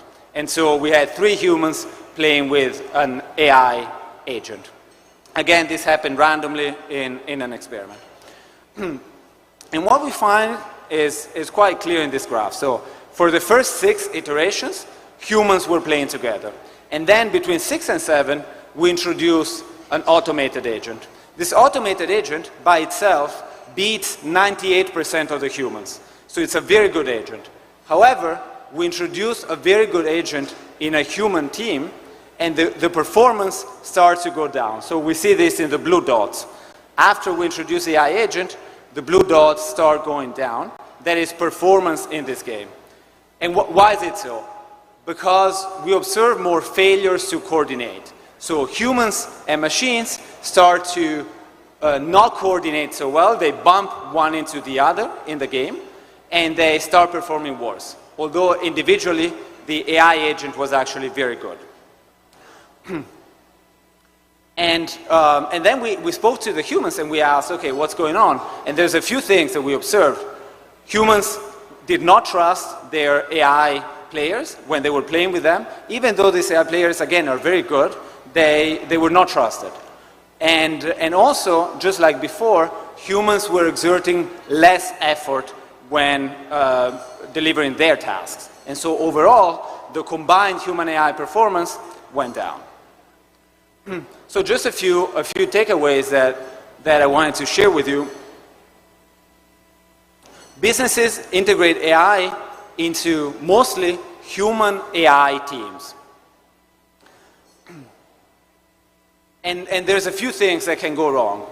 For example, AI assistance that is too good may lead humans to fall asleep at the wheel and exert no effort.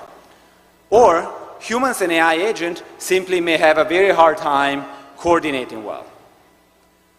So really, maximizing the performance of AI is not enough to maximize the combined human-AI performance. In talking with a lot of these businesses that make AI projects and then complain about not having results, they often focus on the AI performance in isolation without taking into account the human-AI combined performance. So what happens when we introduce AI in these human-AI teams? And of course, this is something that successful businesses take into account and think about when they're developing and when they're integrating AI tools in their businesses. Thank you.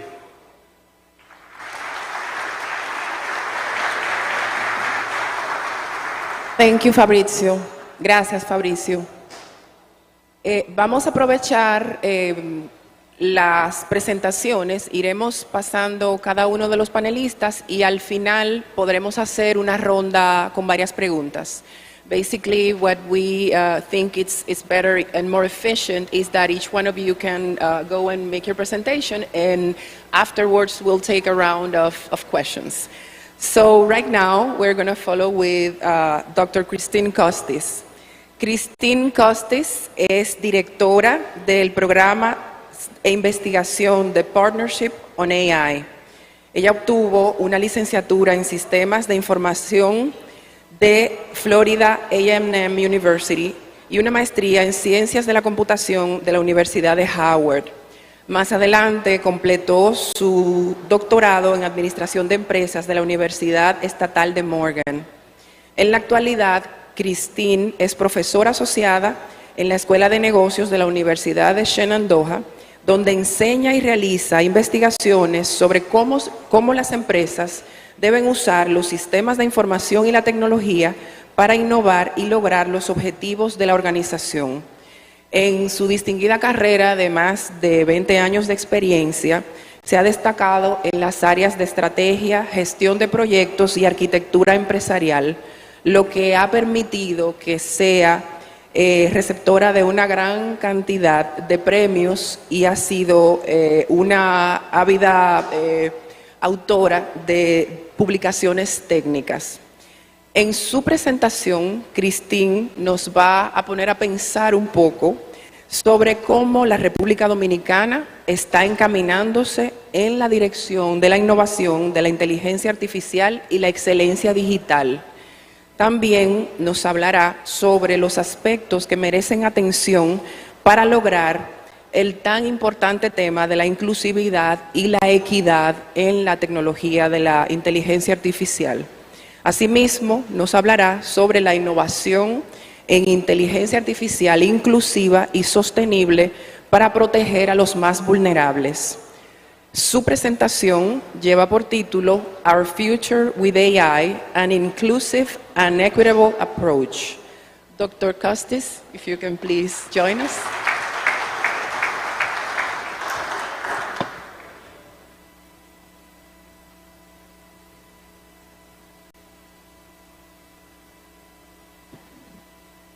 Thank you so much. My name is Christine Custis, and I just want to begin with a thank you. Thank you so much for inviting me to this beautiful country. Thank you for your concern on this very important topic. And thank you to the event organizers. This is a magnificent event. You've done a wonderful job putting this together. I'd like to tell you a little bit about the Partnership on AI. We are a nonprofit in the United States, and we are focused on several things. Our mission is bringing diverse voices together across global sectors, disciplines, and demographics, so developments in AI advance positive outcomes for people and society. So, in short, we're concerned with technology for good, and not just good technology.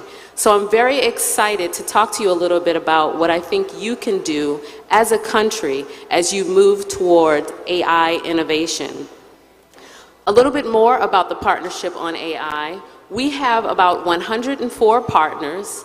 These are advocacy groups, civil society organizations, research institutions, universities, tech companies, startups, hospitals, and I hope soon, countries. We'd love to partner with you and do this good work with you. My message to you, and this is based on information I've gotten from reports from OECD and from the 527-21 decree. These are reports from articles in newspapers and the reading that I've done about your wonderful organization. My main message to you is that you are already moving in the direction of AI innovation and digital excellence. How are you doing this already? Well, from what I understand from the Superintendency of Banks, in 2022, 24% of banks in the country were already using robotic processes, AI, machine learning, cognitive intelligence, all to strengthen fraud detection and cybersecurity capabilities. According to the work that's been done with the United Nations Industrial Development Organization, together with the Global Environmental Facility and the LATAM Bioenergy, which is a Dominican-based renewable energy company, you're already using AI to successfully replace liquefied petroleum and gas with cleaner synthesis gas. You already are thinking about your digital agenda 2030, which is a clear and ambitious and comprehensive digital strategy, showing a commitment to digital transformation. You're already thinking with your Office of Information and Communication Technologies about the strategic use of data. You're already thinking with your government-wide private cloud about how to use this for the public sector and for organizations who want to develop, who want to use data in the data center that you have developed. So you're already thinking about this work, and you're already leaning in the direction of AI innovation. What we want to make sure is that no one is left behind. We want to create together, and the Partnership on AI would love to do this with you. We want to create together inclusive and equitable approaches to address things like informal workers that don't necessarily have social protections. We want to think about the inequalities that still exist with different income groups, genders, territories, ages. We want to think about data protection laws and other initiatives that you are already doing and have in progress. And I'd like to tell you how we can do that together by speaking to you a little bit about the work that we do at the Partnership on AI. So here is how you can consider this. Begin with humans. This AI, the technology, the wonderful things that we've seen today so far and that we'll see for the rest of the day, does not begin with models or algorithms. It begins with humans. There are people that are at the very beginning of that chain. So you want to ensure that your labor authorities are aware and vigilant. How does the introduction of AI into the workforce impact the humans? We want to encourage the economic considerations and exploration. For the Partnership on AI, we think about generative AI like ChatGPT, and we don't begin with the model or the algorithm or even the data that goes into the algorithm. We think about the people that are at the very beginning of that chain. There are people, human beings, that are cleaning data, labeling data, rating that data, organizing that data. And we think about, are they being paid well? Are they being treated well? Have we responsibly sourced that talent?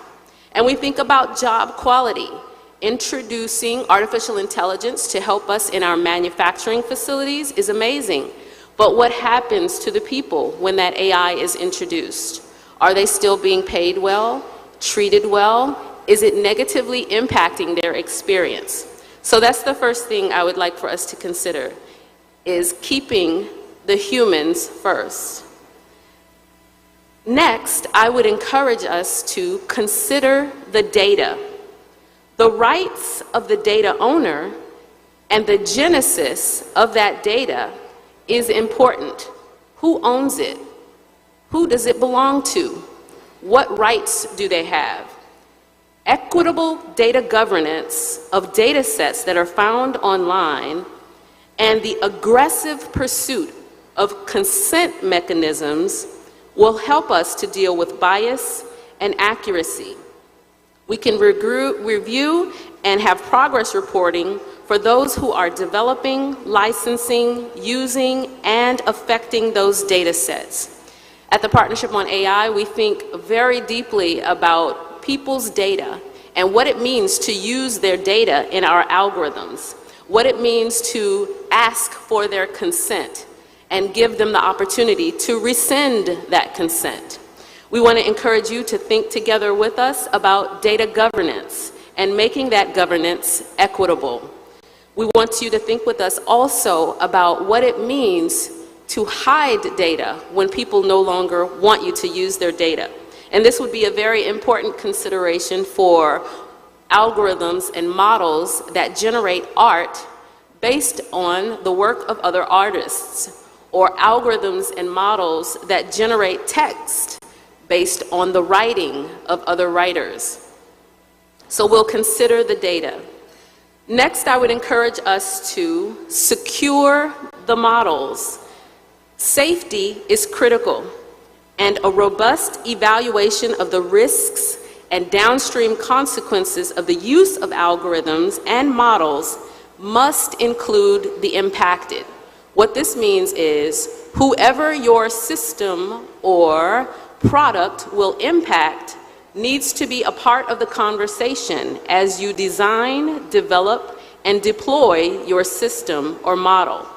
Follow the protocols and join with organizations like the Partnership on AI as we create responsible practices for designing, developing, and deploying innovations ethically.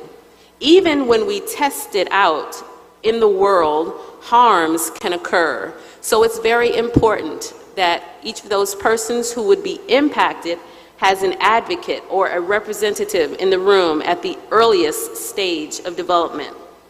We want to secure the models. We also understand that generative AI generates things. It makes things. So we want to monitor the output.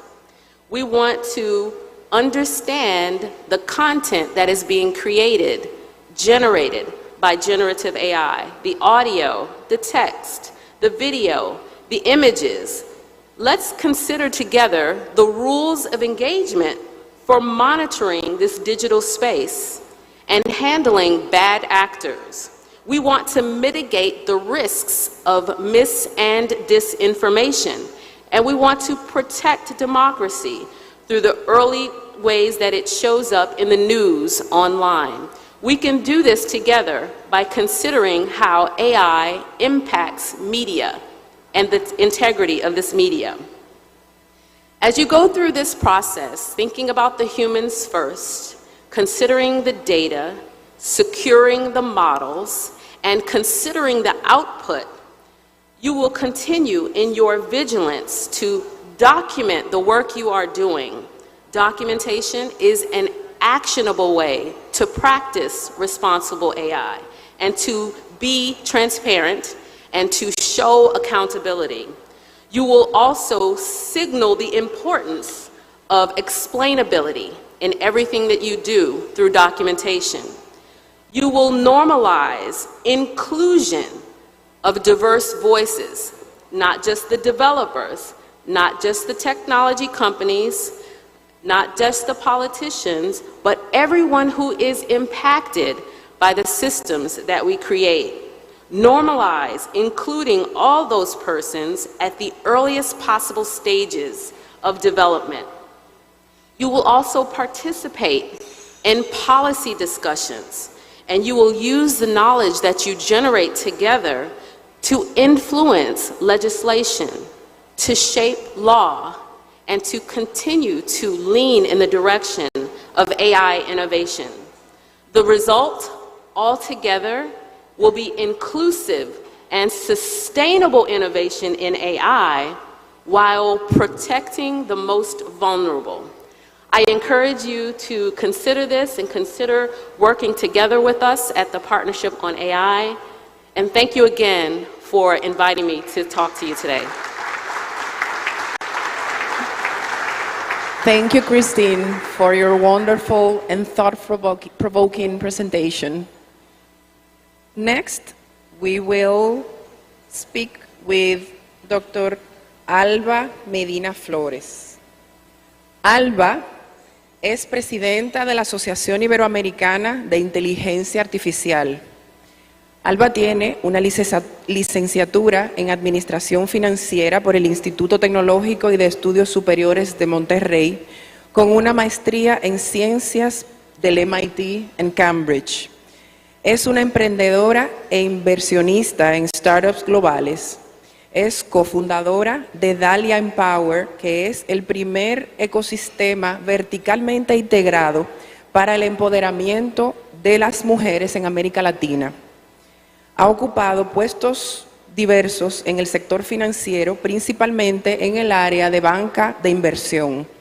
Ha sido seleccionada en su país natal como una Rising Talent por el Women's Forum for the Economy and Society. Actualmente es reconocida entre las 100 mujeres más poderosas de México por la revista Forbes.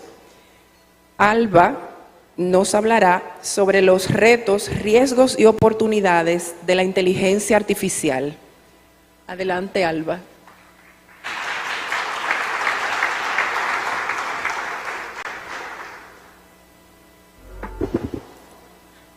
Buenas tardes a todos.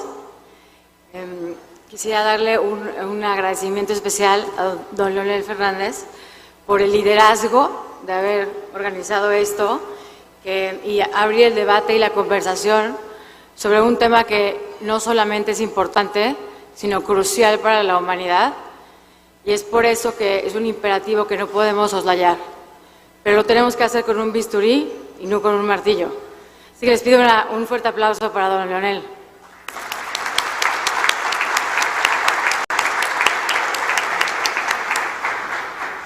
Si me hubieran preguntado, yo la verdad es que preferiría que no existiera la inteligencia artificial y que no tuviera que seguir teniendo pesadillas todas las noches, ¿no? Pienso automáticamente en la peor la peor novela de Orwell, con Huxley, o el Leviatán de Hobbes. Y desde luego pienso en cómo la inteligencia artificial podría no solamente superar al humano rápidamente, sino actuar en nuestra contra, siendo nosotros los propios partícipes de del fin de la raza humana, ¿no? Etcétera. Y eso lo veo porque ya rompimos la ley de Moore, por lo que la velocidad a la cual está creciendo la inteligencia artificial supera lo exponencial. Y nuestro cerebro no está preparado para entender realmente lo que significa exponencial. Salió ChatGPT-3 y en 5 días logró más de 1 millón de usuarios, rompiendo el récord histórico en adopción tecnológica. Y cuando había salido, ya estaba saliendo el 4. Ahora Alibaba sacó uno todavía más alto y bueno, es una locura lo que está saliendo y claramente esta guerra y esta competencia por la inteligencia artificial ya comenzó, ¿no? Y ha habido accidentes.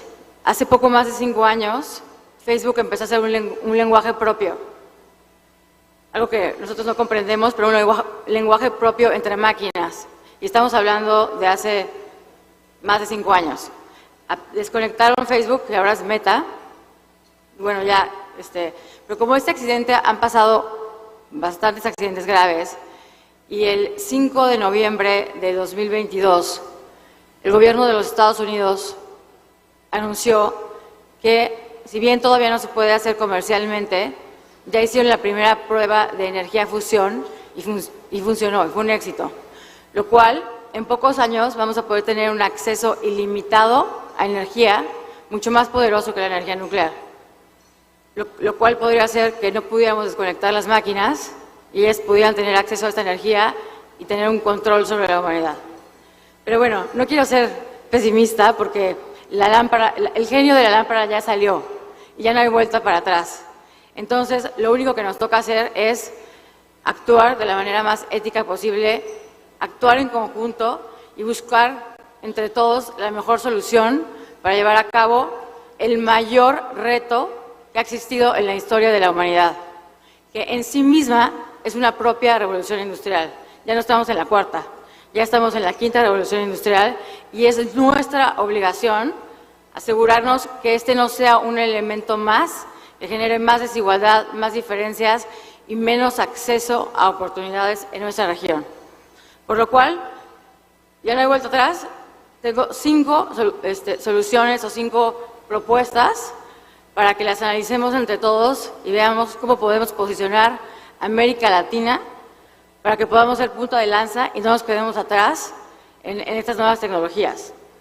Lo primero que propongo es, tiene que haber centros, es decir, hubs de capacitación, porque va a haber un despido masivo de millones de personas que no van a tener trabajo.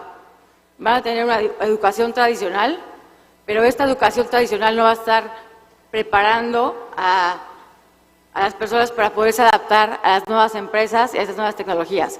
Y aquí tenemos que hacer no solo alianzas público-privadas, sino que también se tienen que involucrar las principales empresas de tecnología del mundo y capacitar a la gente en la región para que puedan adaptarse y puedan reintegrarse al mundo laboral. De lo contrario, se va a generar una ola de pobreza que va a ser terrible para nuestra región. Es la primera parte que es muy importante.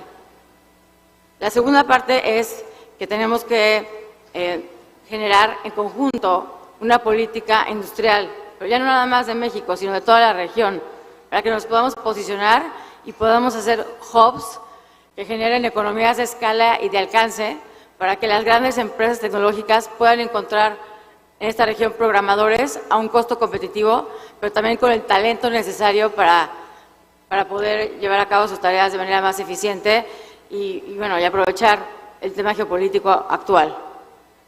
Por otro lado, es muy importante que ahorita ya entramos oficialmente en el Internet de las cosas, con la inteligencia artificial. Es decir, que tu tostador se comunica con tu refrigerador, se comunica con tu coche y se comunica con tu hospital. Toda la información médica histórica que tienes se va a comunicar con tu seguro y puede aparecer en una nube, en un satélite en el espacio, porque en el espacio hay bodegas donde se guardan todas las nubes, toda la información, y ya no tenemos acceso a quién tiene nuestra información, inclusive nuestros biométricos. Por eso cada vez que paso y doy mis biométricos me apanico porque claramente ya no existe la privacidad. Entonces, no podemos entrar en la era del Internet de las cosas sin tener una tecnología que nos proteja. Y esa tecnología que nos proteja es el blockchain. Ya no podemos seguir utilizando Web 2, el Internet como lo conocemos ahora, porque Web 2 es anónimo y está centralizado. Y eso hace que perdamos toda nuestra privacidad, por ende nuestra libertad, por la cual hemos luchado y se han generado las democracias. Entonces, no queremos perder nuestro mundo libre, no debemos de perderlo porque se ha hecho mucho sacrificio para poder lograr el mundo que tenemos hoy. Y si Cambridge Analytica nos asustó, con esas nuevas tecnologías es 10 o 100 veces peor que Cambridge Analytica, y por supuesto que está en riesgo nuestra democracia, están en riesgo nuestras elecciones, están en riesgo nuestros países, porque podemos estar en manos de otras personas con otros intereses que se involucren y rompan nuestra soberanía, ya no solo como países, sino como región. Entonces, eso es algo crucial que tenemos que defender. Entonces, la única forma en la que podemos y debemos actuar y programar en inteligencia artificial es usando el blockchain, porque es incorruptible, no es anónimo, está totalmente encriptado, es dicen fully traceable, etcétera. Entonces necesitamos empezar a migrar a Web 3. Y lo tenemos que hacer inmediatamente, porque si no migramos a Web 3, no vamos a poder tener la protección y no vamos a poder tener nuestra privacidad y no vamos a poder tener nuestra libertad. ¿Okay? Por otro lado, es muy importante que empecemos a pensar ya no nada más en términos de países, sino que empecemos a pensar en términos de regiones, y por eso América Latina tenemos que estar unidos para defender el mundo libre. Esto es un reto real y es necesario que nos unamos. Y para unirnos necesitamos generar política pública regional donde podamos permitir que esta abundancia y las oportunidades permeen en toda la región, porque si no lo hacemos en conjunto no vamos a poder ser competitivos con el resto del mundo.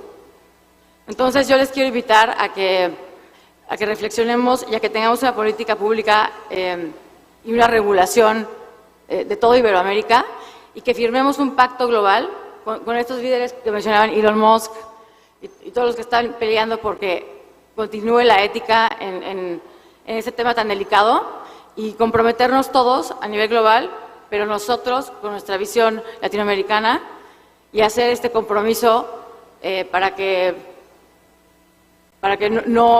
se busque lo mejor y se aprovechen las oportunidades y no caigamos en los riesgos y en las grandes amenazas que esas tecnologías presentan.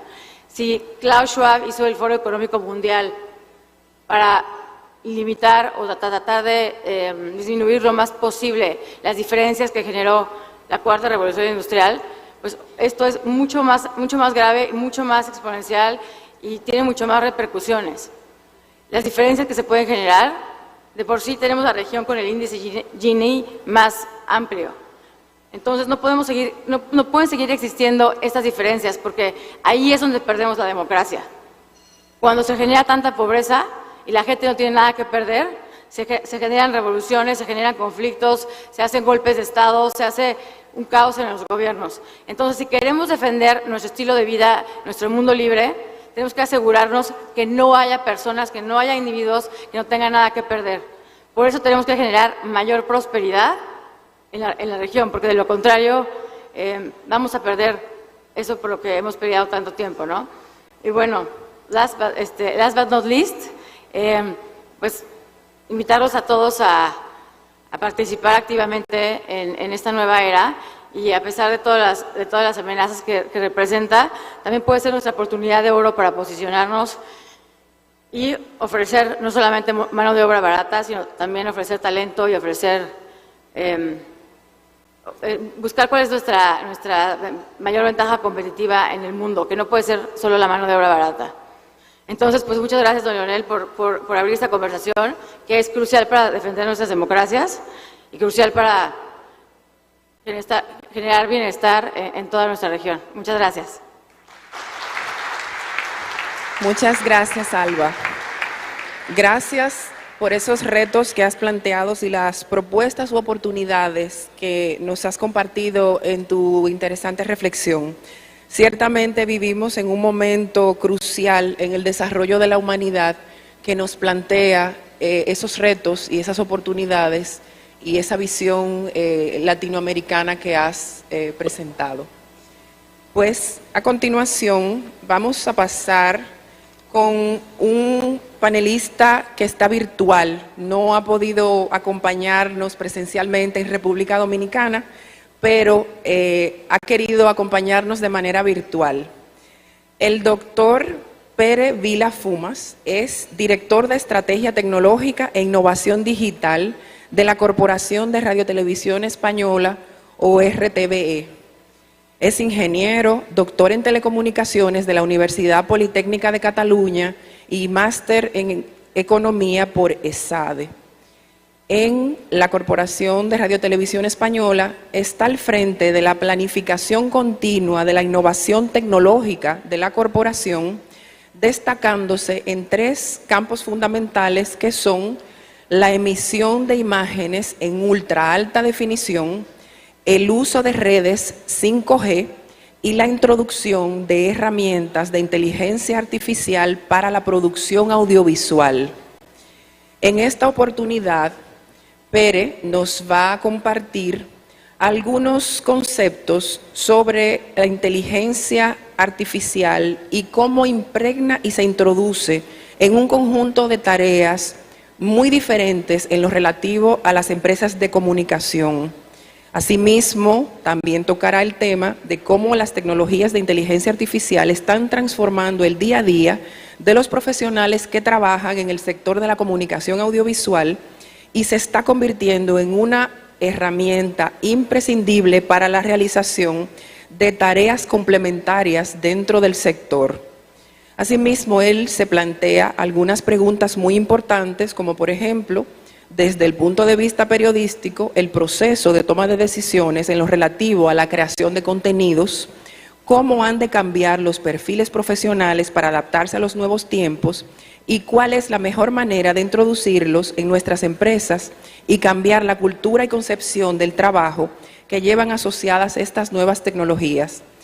Su ponencia está titulada Avances en Inteligencia Artificial en Periodismo, Hiperia y el proyecto Iberes. Pere, ¿puedes escucharnos?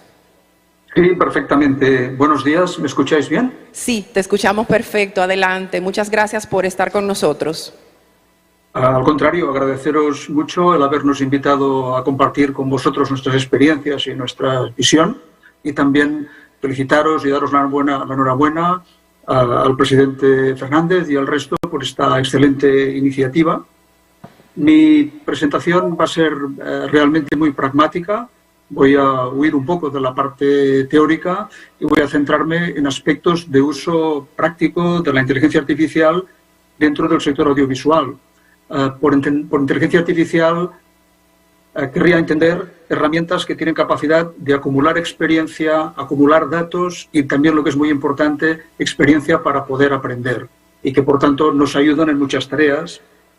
Voy a analizar solo partes positivas, porque los proyectos que os voy a enseñar pues son proyectos que nos permiten hacer cosas que hasta ahora pues no podíamos hacer o necesitamos demasiados recursos para hacerlo, y mediante la introducción de herramientas, de tecnologías basadas en el uso de inteligencia artificial podemos hacer más cosas, mejores cosas, con más calidad, y en nuestro caso, pues nuestra empresa, que es una empresa pública, de servicio público, puede ofrecer una serie de servicios que hasta ahora nos era muy difícil de ofrecer con buenos niveles de calidad.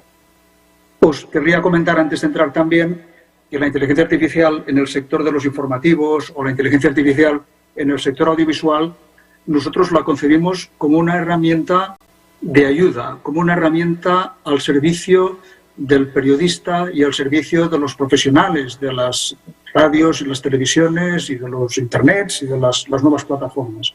Hasta el punto que ahora estamos en un proyecto con Amazon Web Service para también introducir todavía más la inteligencia artificial dentro de la producción de informativos, y al proyecto le hemos puesto de nombre Junior, en el sentido de que es un junior que trabaja al lado de un senior y que hace de ayudante del senior, ¿no? Por tanto, nuestra visión es una visión muy pragmática de utilización de las tecnologías para bien, y en este caso para dar servicio público, pero con esta presentación puede dar también una idea de por dónde van a moverse las cosas, y evidentemente entiendo que hay peligros y hay una serie de cosas que tener en cuenta, pero bueno, yo me voy a centrar en esta parte más positiva. Lo que os querría mostrar en primer lugar es de que nosotros estamos haciendo introducción prácticas y reales, no aparte de que podamos estar teorizando o escribir artículos de tipo científico o haciendo vaciados. Lo que os voy a enseñar son cosas que estamos trabajando, que estamos haciendo, algunas con más éxito, otras con menos éxito, otras esperando, pero bueno, que están operando todas. Normalmente estamos trabajando en 3 campos, que es el análisis de contenidos, la creación de contenidos y los complementos operativos, ¿vale? Tenemos un modelo de trabajo que implica mucha colaboración con universidades y startups. Es muy difícil para un medio público poder tener investigadores o personas punteras en los ámbitos de estas tecnologías. Antes lo habéis comentado, las escuelas todavía no están formando profesionales y estos profesionales están en las universidades. Y entonces lo que hemos hecho ha sido un modelo de relación entre una televisión pública y las universidades. Estamos trabajando con 6-7 universidades españolas, pues con los mejores investigadores en temas de aplicación a reconocimiento de imágenes, reconocimiento de voz, en fin, toda una serie de tecnologías, y lo que hacemos es trabajar mediante convenios y acuerdos. Los proyectos que estamos trabajando son, ahora os los explicaré un poco, de metadatado, de subtitulación, de creación de contenidos, de análisis de contenidos, de análisis de imágenes. Y luego también hay dos proyectos que os quería comentar, que dan nombre a la presentación, que uno es el Hiperia. El Hiperia es el presentador que hemos creado nosotros en España para el sector audiovisual.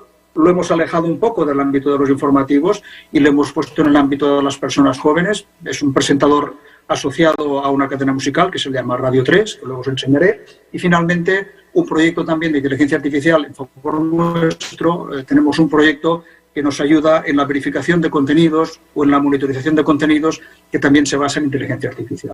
Voy a hacer una pasada rápida. Supongo que estáis cansados y miraré de poner poca densidad. El primer proyecto es un proyecto de análisis automático de contenidos para hacer metadatado. El metadatado, simplemente tenemos un problema. En Radio Televisión Española yo calculo que debemos estar produciendo entre 300 y 400 horas diarias de contenidos de radio y de televisión, muchas de las cuales es interesante poder guardar en el archivo. Tenemos un archivo, como otros medios de comunicación, que hay pues cerca del 1 millón o 1,5 millones de piezas de vídeo, hay 1 millón, 1,5 millones de piezas de audio. Para poder encontrar estas piezas, en el momento que las pones en el archivo, tienes que llevar información asociada sobre quién está hablando, de qué está hablando, qué día es, qué entidad se trata, para que luego cuando lances una búsqueda puedas encontrar estos materiales y no solamente puedas encontrar el fichero, sino el punto en el fichero en el que vas a buscar. Si buscas una entrevista o si buscas cuando determinado presidente o determinado político o periodista o deportista hizo tal cosa, pues has de poder lanzar una búsqueda, por tanto todo no tiene que estar ordenado. Hasta ahora esto se ha venido haciendo manualmente. Entonces imaginaros que por cada hora de trabajo que tienes que metadatar un contenido de 1 hora, pues tienes 3, 4, 2 horas de trabajo por persona. Estos son muchas horas de trabajo cada día, todos los días del año, año tras año. Pues lo que hemos hecho ha sido introducir herramientas que nos permitan analizar el contenido, segmentarlo, si es un programa de 1 hora o es un informativo, segmentarlo por piezas, reconocer algunas de las personas que están hablando, saber de qué se está hablando y además, pues bueno, generar unos ficheros de texto que se puedan almacenar con este contenido para búsqueda posterior. ¿Vale? Empezamos esto ya hace 3 años, en colaboración en este caso con la Universidad de Zaragoza, y bueno, hemos lanzado ya un primer tender público para empezar a metadatar 11.000 horas y ahora estamos lanzando el segundo, y además he hecho un proceso de introducción también teniendo en cuenta lo que comentaba Alba en su presentación, teniendo muy en cuenta a los profesionales, y por tanto todo el proceso se está haciendo de la mano de los documentalistas. Y además los documentalistas están participando en los procesos de control de calidad y en los procesos de validación. Este es el primer proyecto, está funcionando y, como os he dicho antes, nuestra idea es compartirlo con vosotros. Somos una entidad pública, está hecho con recursos públicos y está hecho en español, está hecho en idioma español y, por tanto, este es un tema que puede ser de utilidad para nosotros, pero toda la tecnología que hay aquí detrás puede ser también de utilidad para terceros, pues la necesidad de metadatar pues es una necesidad que tenemos todos. ¿Vale? Aquí solo os quería comentar que también el proceso industrial ha cambiado. Aquí a mano izquierda pues tenéis un dibujo con una nube y tal, y es porque realmente hasta ahora el proceso de metadatado es un tema cultural, se había hecho siempre dentro de la empresa. Las cintas eran son un bien muy importante y por tanto no salían de la casa. Tal como están las cosas ahora, que aparecen tecnologías nuevas casi cada mes, pues lo que estamos haciendo es variar esta filosofía de trabajo. Los contenidos se almacenan dentro de la televisión española, pero salen para ser metadatados, sale una copia, un fichero a través de red y vuelve metadatado y se hace un control de calidad a la vuelta. Simplemente comentaros pues, que diarizamos, puntualizamos, segmentamos por hablantes, reconocemos las entidades, buscamos las palabras clave, clasificamos el audio, miramos de reconocer caras, miramos de reconocer identidades, de leer los textos, las marcas, los logos. Y claro, este es un proceso, es lo que os decía antes, es un proceso acumulativo, es un proceso de aprendizaje. Por tanto, lo que vamos haciendo un año es aprovechable el año siguiente y es mejor, y es mejor. Entonces, claro, yo pienso que en un periodo de 4 o 5 años o 10 años será una cosa perfectamente normalizada y los documentalistas lo que se podrán pues, dedicar a tareas de mayor nivel, de mayor reflexión y de mayor clasificación, que no le estar mirando hora detrás de hora este tipo de programas. El segundo uso que hemos hecho es un uso para hacer la subtitulación automática de los contenidos de Radio y Televisión Española. En este caso, Radio y Televisión Española, pues por la estructura política, social y de organización de nuestro país, nosotros tenemos 17 centros territoriales repartidos en las comunidades autónomas españolas que hacen programas cada día de radio y de televisión, hacen programas informativos. Además, hay algunos de ellos que se hacen en más de una lengua oficial. Sabéis que tenemos el gallego, valenciano, catalán, euskera, balear. Entonces, bueno, lo que queríamos era poder subtitular estos programas cada día. Y lo que hicimos fue también desde hace 2 o 3 años buscar modelos que nos permitieran, a partir de los textos y, si podemos, más adelante, a partir de las imágenes, hacer un subtitulado, pero hacer un subtitulado que sea uno específico para cada centro territorial. Andalucía no habla exactamente igual que en Galicia y no se habla exactamente igual que en Baleares. En Galicia se utiliza el gallego y el castellano simultáneamente. En Galicia hay nombres de políticos, nombres de poblaciones, nombres de ríos que son diferentes de los que son en Andalucía. Por tanto, lo que estamos haciendo es ir implementando un sistema de subtitulado que sea ágil, que tarde 3-4 segundos entre que sale la palabra y sale el texto, y que además esté adaptado a cada comunidad autónoma y que además vaya acumulando conocimiento con el tiempo, ¿vale? Esto también lleva, pues ya llevamos 2-3 años con este tema. Con el subtitulado en español nos va bien, ya está francamente en producción. Con los subtitulados bilingües, que es el caso pues de Galicia, de Valencia, de Baleares, de Cataluña o del País Vasco, pues bueno, tenemos problemas, porque no solamente hay que pasar de voz a texto y analizar el texto y publicarlo, sino que además tienes que identificar en qué idioma está hablando la persona que están entrevistando en un informativo. Puede ser que la pregunta sea en castellano y la respuesta sea en gallego, o no. Entonces, claro, ahí el castellano y el gallego tampoco tienen muchas cosas que son comunes, y por tanto tenemos problemas todavía en la identificación. Pero bueno, el tiempo corre a nuestro favor. Lo que tenemos ahora es mejor que hace 2 años, y lo que tendremos dentro de 2 años será mejor que lo tenemos ahora. Y por ejemplo, en el caso del gallego, que no nos iba especialmente bien, nos llamó hace 1 año y pico una asociación de personas que tienen problemas para oír bien, que por tanto tienen necesidad de los subtítulos. Y cuando nos llamaron yo pensaba, bueno, estos nos van a poner ahora, nos van a poner a caldo, nos van a decir que lo hacemos muy mal. Y estaban francamente agradecidos, con lo cual, siendo conscientes que el bilingüe pues teníamos problemas, pues nos hemos animado a seguir y continuamos trabajando con ellos. Aquí he dejado pues un diagrama, porque realmente el audio, cuando llega, lo primero que tienes que hacer es saber en qué idioma estás hablando. Si hablas entre español e inglés es fácil, pero entre el español y el gallego, entre el español y el valenciano, hay muchas palabras coincidentes. Esto cuesta mucho identificar. El tercer proyecto que os quería comentar es que hemos empezado todo el tema de creación automática de contenidos, no solamente redacción de texto, sino intentar redactar texto, incluir imágenes, crear gráficos para producir contenidos de manera automática, que ahí el perfil es un poco diferente de lo que estáis comentando. No se trata de suplantar a nadie, sino se trata de dar un servicio que hasta ahora no podemos dar. Evidentemente, para los partidos de fútbol y más pues, los partidos españoles, de los equipos del Real Madrid o del Barça, estos que son tan conocidos, realmente va a haber un periodista o 2 o 3 destinados puestos allí. Pero a lo mejor hay equipos de fútbol masculinos o femeninos de las ligas regionales o de segunda, de los que nosotros no escribimos porque no tenemos recursos suficientes para escribirlos. Y realmente el mundo deslocalizado, rural, debería ser tan importante o es tan importante como el mundo urbano. Por tanto, poder dar estos servicios pues se percibe como positivo. Por tanto, aquí utilizamos la tecnología de inteligencia artificial no tanto para sustituir al periodista y crear una crisis sobre qué va a pasar, sino decir, oye, es un ayudante que tiene el periodista, que es un ayudante aventajado, que le prepara estas materias siempre con la supervisión y de la mano de un periodista. Lanzamos un modelo ya pues hace 2 años para los partidos de segunda división, y ahora quería comentaros también que en España va a haber elecciones municipales este mes de mayo, el veintitantos de mayo, ¿sí? Entonces, claro, en las elecciones municipales España tiene 4.500 pueblos o 4.500 poblaciones que están por debajo de los 1.000 habitantes.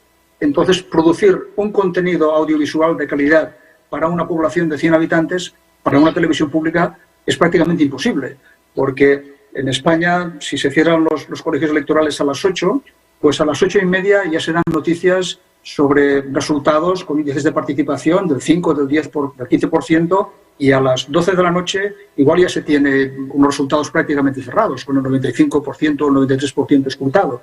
Entonces, claro, si tienes que producir 4.500 boletines en un periodo de media hora, pues es francamente imposible. Pues ahí es donde hemos metido también inteligencia artificial, pero inteligencia artificial para redactar texto, para crear gráficos, para crear columnas, de manera que una población de 100, 150, 500, 1.000 habitantes pueda tener un servicio de radiotelevisión española digno, que le guste y además accesible, ¿eh? Porque hemos hecho una versión para Internet, para web, para plataformas, y hemos hecho también una inversión, estamos haciendo también una prueba para lo que sería asistentes virtuales, en este caso para Alexa.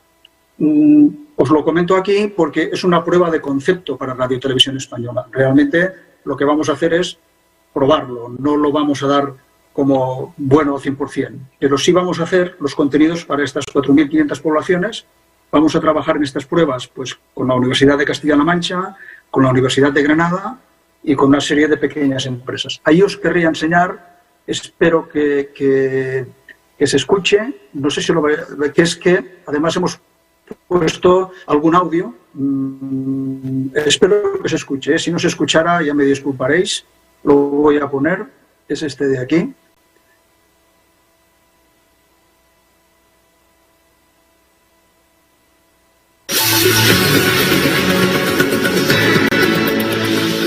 Clara victoria del Partido Popular en Madarcos. Con el escrutinio finalizado, el Partido Popular gana las elecciones. Vale, no sé si lo habéis podido escuchar. Lo que hemos creado ha sido no solamente el audio y el vídeo, sino que hemos creado también una voz. En este caso hemos sintetizado voces a partir de dos compañeros, de dos profesionales de Radio Televisión Española, que nos han dejado su voz para hacer las pruebas. Seguramente el audio final que utilizaremos no será este, porque utilizaremos una voz neutra para no configurar o para no dejar como si fueran presentadores de Radio Televisión Española, para dar más esta prueba de concepto, pero van a poder tener un servicio de verdad que no se distingue entre la voz original, ¿eh? Van a poder tener un servicio plenamente consciente, como si pudiéramos estar trabajando este tema. Otro ámbito en el que hemos trabajado todo el tema de la inteligencia artificial es en el ámbito del análisis de los contenidos. Nosotros emitimos cada día pues, muchos informativos, hay 5 canales de televisión, hay 5 canales de radio, entonces nosotros tenemos que dar cuentas públicas de una serie de cosas sobre nuestros contenidos, tenemos que redactar informes sobre nuestros contenidos y en concreto pues ahora estamos supervisando los minutos y el impacto que están teniendo algunos de nuestros programas en los objetivos de desarrollo sostenible. Entonces, pues bueno, hacer esto representa que hay unas personas que tienen que estar analizando estos programas, tienen que dedicar unas horas a mirarlo, tienen que dedicar unas horas a analizarlo, y lo que decidimos fue utilizar también tecnologías de inteligencia artificial, de procesado del lenguaje natural, de reconocimiento de voces, y entonces lo que hacemos es, hay un conjunto de programas informativos que se pasan por un proceso, y este proceso cuantifica cuántos minutos hemos dedicado a hablar de objetivos de desarrollo sostenible, pero no en general, sino del 1, del 2, del 3, del 5. Hicimos una primera prueba, lo que os decía antes, con universidades, en este caso con la Universidad Carlos III de Madrid, con 2 objetivos de desarrollo sostenible, y hemos continuado. Y de hecho hemos presentado pues, este proyecto en la UER, lo hemos presentado y podemos hacer un rapport prácticamente semanal o mensual del cumplimiento de objetivos de desarrollo sostenible o de la cobertura que damos a los objetivos de desarrollo sostenible. Estos datos de minutos también los cuadramos automáticamente con los datos de audiencia y podemos dar al supervisor de Radio Televisión Española, medidas del impacto real de estos programas.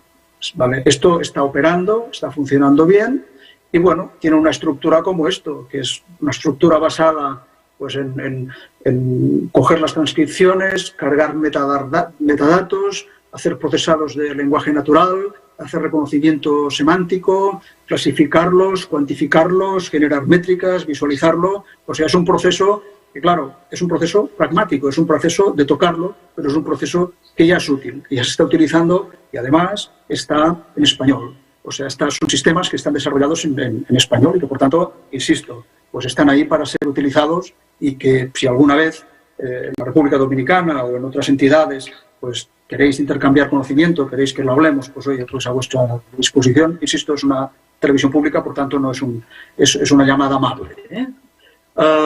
Otro tema que también estamos haciendo es para analizar los contenidos de imagen de manera automática. Entre los canales de televisión tenemos un canal que se llama el canal 24 horas, es un canal informativo de 24 horas y tenemos una obligación de reportar mensualmente cuántos minutos dedicamos a temas de accesibilidad y en concreto a la lengua de signos, ¿no? Pues bueno, pues aquí, claro, la lengua de signos que se emite a un canal, como el canal 24 horas, realmente no sigue nadie el número de horas que se emiten, porque puede ser que en algunos casos sea la misma Radio Televisión Española la que está contratando este servicio, pero hay otros casos en que puede venir unos contenidos del Parlamento o puede haber unos contenidos del Senado o del Congreso o unas repeticiones y realmente, o sea, tener una persona contando los minutos que tenemos cada mes de lengua de signos en el canal 24 horas, pues es un desperdicio para la persona y para todos. Pues ahí también lanzamos un sistema que cada minuto toma un frame, analiza este frame y o cada 10 segundos, mira las caras, mira si es la cara del presentador, mira si una lengua de signos, acumula todo el mes y cada mes saca el report de los minutos que tenemos dedicado a lengua de signos. O sea, realmente el análisis de contenidos para ODS, el análisis de contenidos para lengua de signos, el metadatado, lo que te va poniendo es una serie de conocimientos, de profesionales que van entendiendo, de transformación, que te va entrando el tema de inteligencia artificial y no te entra como una amenaza, te entra como una ayuda, porque realmente ponerse a contar los minutos, pues hombre, es una cosa que no, si puedes hacerlo de una manera mecánica, pues francamente es mejor. Y lo que os decía, ¿no? La inteligencia artificial acumula conocimiento. Lo que hacíamos de una manera en el 2021, lo hacemos mejor en el 22, lo haremos mejor en el 23 y lo haremos mejor en el 24. Por tanto, el servicio que damos pues también es mejor. A nivel de comentario, esto ya es más novedoso. Cuando salió todo el tema del chat GPT y el Stable Diffusion, más todos los softwares de edición, lo que decidimos fue, aparte de poder hacer una reflexión filosófica sobre esto, fue utilizarlo, ¿no?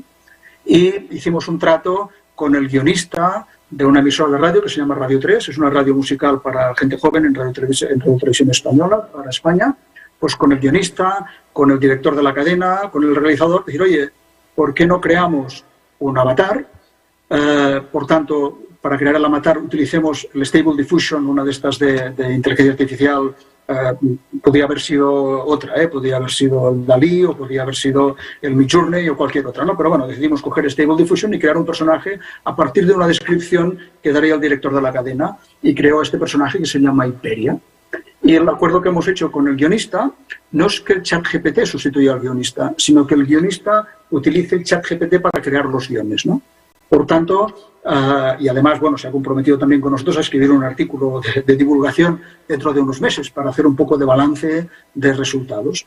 Y lo que hemos hecho, le hemos creado un programa pequeño de radio y cada semana pues lo tenemos unos minutos en antena.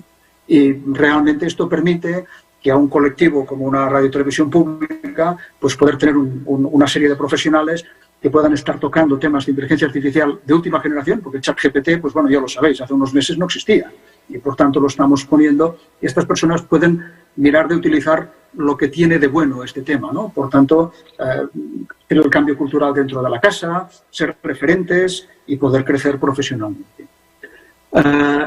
Otro tema que os quería comentar, y con esto ya cierro, es que también estamos utilizando inteligencia artificial para verificar contenidos, ¿no?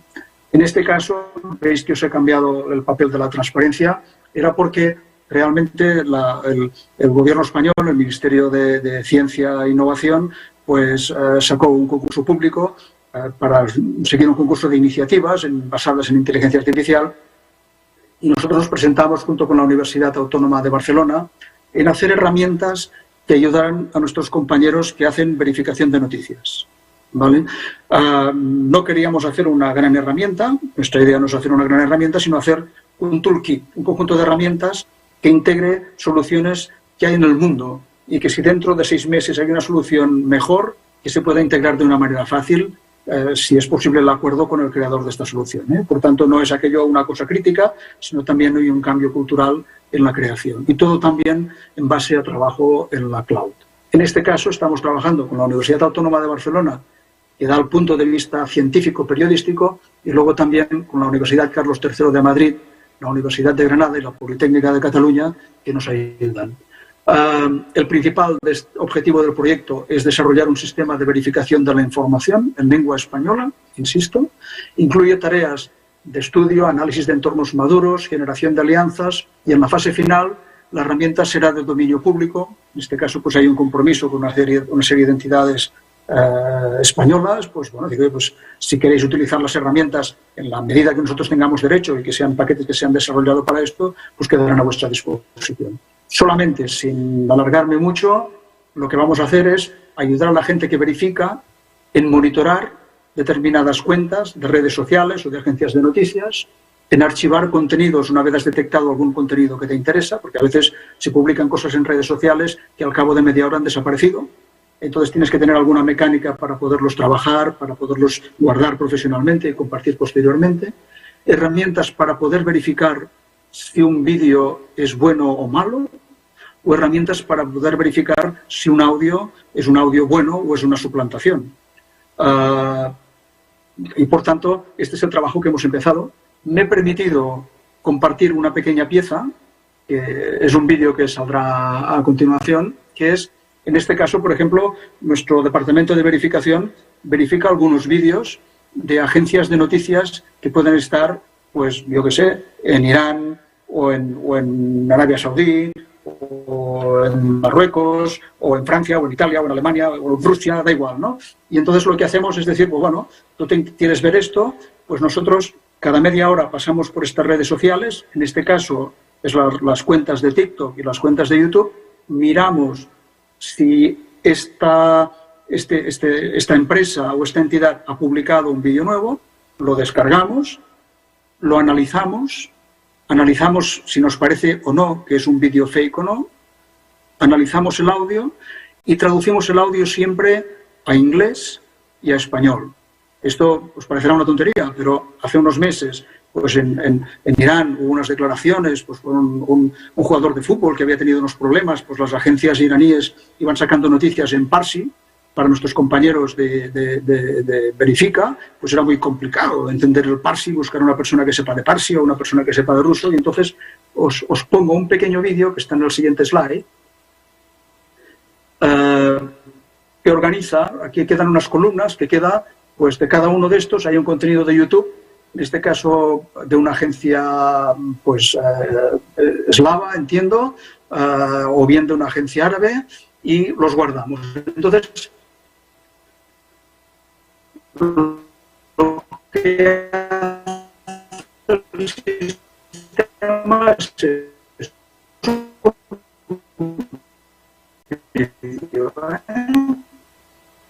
lo que hace es a un dos de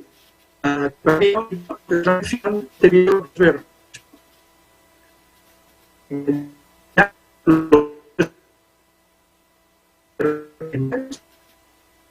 o puedes descargarte también el original, ¿vale?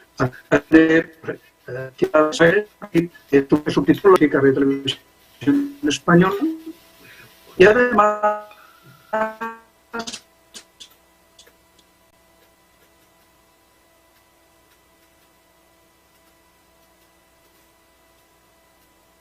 analiza el vídeo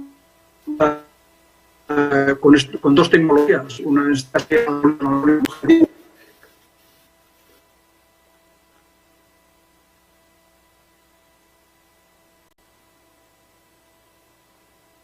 Bueno, Lamentablemente, aparentemente tuvimos un problemita de conexión y hemos perdido al doctor Pérez Vila Fumás en sus conclusiones. Bueno, básicamente lo que nos quedaría sería agradecerle a él por su interesantísima ponencia y agradecerle. Ah, no, lo recuperamos. Sí, perdón, me parece que se ha perdido, me parece que lo hemos recuperado, disculpad. No, estábamos precisamente diciendo que perdimos esa última parte, la conclusión, y básicamente agradeciéndote por una presentación tan interesante y sobre todo por ese trabajo muy novedoso que están implementando en Radio Televisión Española, sobre todo en lo relativo al desarrollo de contenidos y audiovisuales en español. Cambiando un poquito el paradigma del predominio del inglés y de otro idioma en todo lo relativo a la inteligencia artificial. Realmente queremos felicitarte nuevamente por ese trabajo que estás liderando con ese gran equipo en Radio Televisión Española. Gracias. Muchas gracias. Gracias a vosotros. Bueno.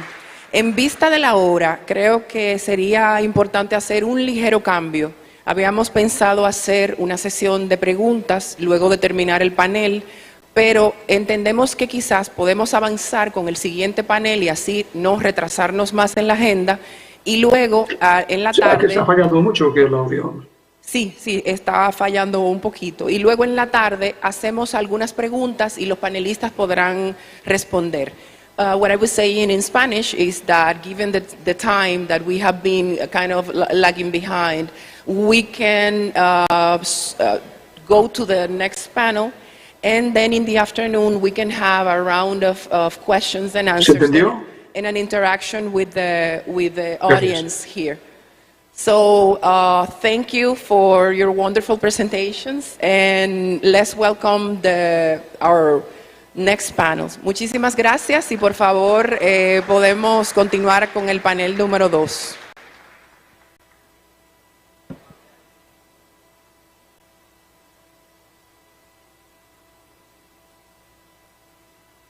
Now let's get to the stage our moderator, Mr. Eddie Martinez, Executive President of the Santo Domingo Cyber Park. And next to him, our panel speakers. Dr. Fernando Herrero, General Director of Innovation and Entrepreneurship, Madrid Mayor's Office. Dr. Jennifer De Winter, Dean Lewis College of Science and Letters, Illinois Institute of Technology, IIT. Dr. Federico Alvarez Larondo, AI Specialist Lawyer.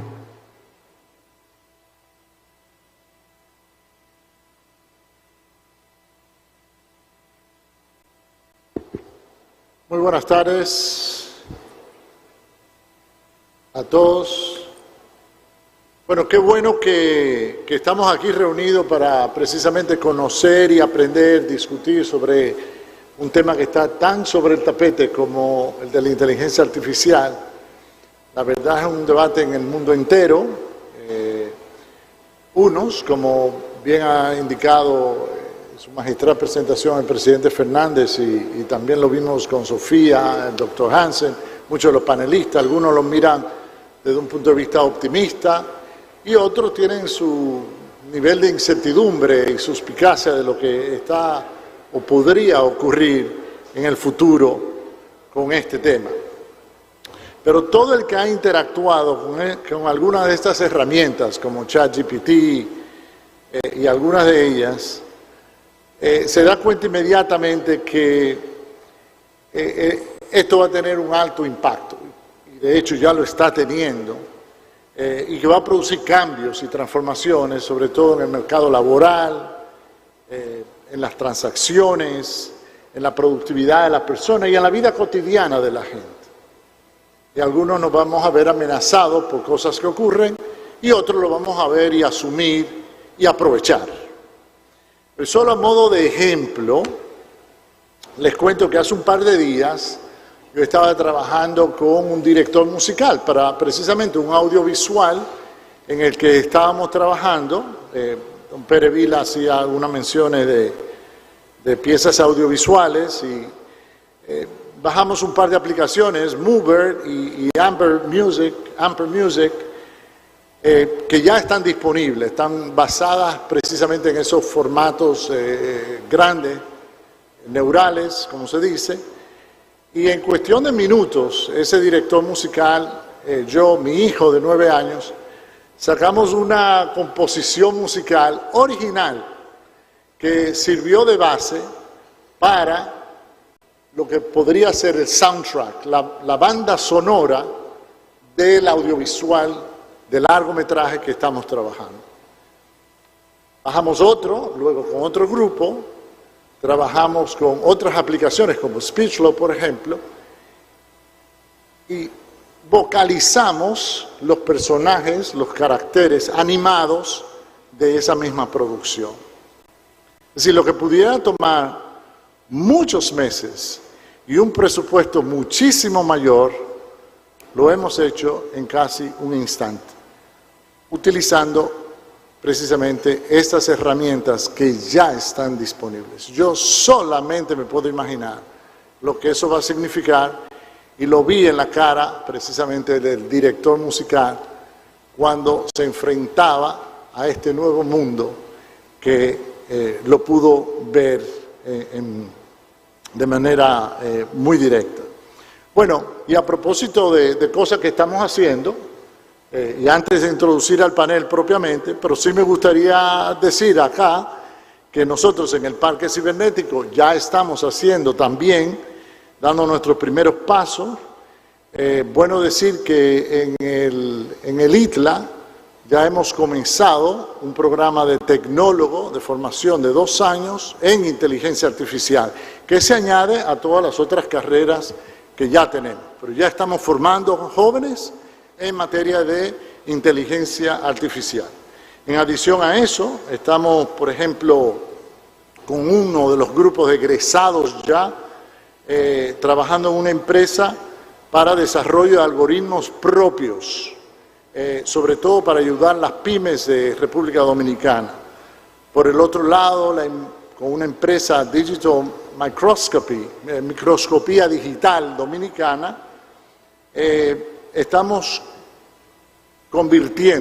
haciendo el proceso para convertir pruebas de biopsias en tejidos, ¿verdad?, que se hacen en pacientes, convertirlas en imágenes digitales, y con los algoritmos que desarrollamos, que pudiera también con nuestros aliados, estamos desarrollando, identificar cánceres de una manera mucho mayor, con mayor efectividad que lo que hacen los patólogos con su microscopio. Y de hecho, si uno se pone a ver, el futuro sería una patología sin microscopio. Ese es el futuro. Bueno, en nuestro centro de innovación de drones, también con nuestro incipiente observatorio astronómico, estamos trabajando en un proyecto de inteligencia artificial para la vigilancia y supervisión de parques nacionales, combinando el análisis de datos digitales, ¿verdad?, y también de drones, y esos datos que nos provienen, por ejemplo, de la Agencia Espacial Europea, para la gestión de riesgos, identificación de incendios en los parques, problemas de irrigación, problemas de agua, invasiones de terrenos, etcétera, que puedan ser identificadas, podamos ser alertados de manera automática y proceder a la acción inmediatamente. Y eso lo estamos desarrollando con talento netamente propio en nuestro ecosistema. Y de hecho, a mí me gustaría aprovechar, yo no sé si los jóvenes Génesis y Emanuel están por acá, pero ellos ganaron un premio, el premio Copérnico, utilizando, mejor dicho, un ideatón. Ellos ofrecieron la idea y con aliados internacionales, incluyendo la Agencia Internacional, la Agencia Espacial Europea, pues estos jóvenes dominicanos que están desarrollando también con inteligencia artificial, están aquí con nosotros. Y yo creo que ya empezamos a demostrar que el talento dominicano es capaz de desarrollar ideas, proyectos y empresas del futuro. Bueno, y eso a modo de preámbulo para este interesantísimo panel que me toca moderar en el día de hoy. y en el cual participan personalidades realmente impresionantes con su currículo. Pero yo le he pedido, en torno a ahorrar un poco de tiempo, que cada uno haga una autopresentación breve, sobre todo qué hacen y por qué hacen lo que hacen, por qué están haciendo a eso que ustedes se dedican, ¿no? Pero realmente yo creo que todos y cada uno nos vamos a complacer de lo que nuestros panelistas nos van a decir. Vamos a comenzar con la presentación de este caso, Fernando Herrero, ¿verdad? Don Fernando, que es el director general de Innovación y Emprendimiento de la Alcaldía de Madrid, que nos va a tratar el tema de riesgos y oportunidades de la inteligencia artificial para regiones y ciudades. Entonces vamos a darle una fuerte bienvenida a don Fernando Herrero.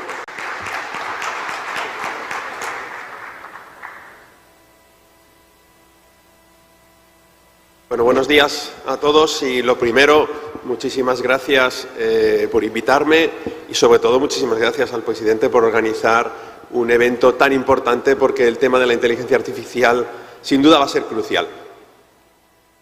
Bueno, me han dicho que haga una pequeña presentación. Yo de estas cosas no sé autopresentarme, de hecho no tengo LinkedIn porque no sabía qué poner en él.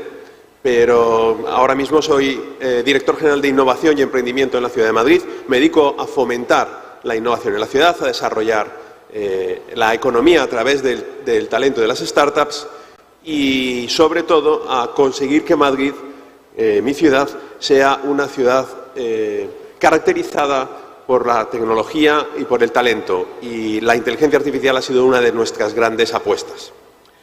Voy a tratar de explicar, voy a ir... presentación. Ahí. Creo que me he equivocado y he puesto los vídeos de vacaciones. Discúlpenme. Pero bueno, a ver. Ah, vale. No. Bien. A mí lo que me gusta es volar drones, pero no. Voy a hablaros de la inteligencia artificial. Voy a tratar de contar 5 cosas. Sé que son muchas, que lo normal cuando haces una ponencia es decir una sola cosa, pero voy a tratar de explicar 5. Lo primero es que me gustaría, soy profesor también en la universidad, y explicar qué es, de manera sencilla, la inteligencia artificial, lo que se puede y lo que no se puede hacer con ella. Todo el mundo habla de lo que se puede hacer con ella, de hasta dónde vamos a llegar. He tratado en esta ponencia, por supuesto que también le he dicho a ChatGPT que me haga la ponencia, y después de hacerla yo, he quitado todo lo que ha hecho ChatGPT. Me ha quedado una ponencia muy reducida, pero no quería repetirme. Vamos con ello. La inteligencia artificial no es más que una evolución de lo que ya teníamos y estábamos acostumbrados, que es el tema de la informática. La informática, el software, nos permitió automatizar muchísimo trabajos cotidianos.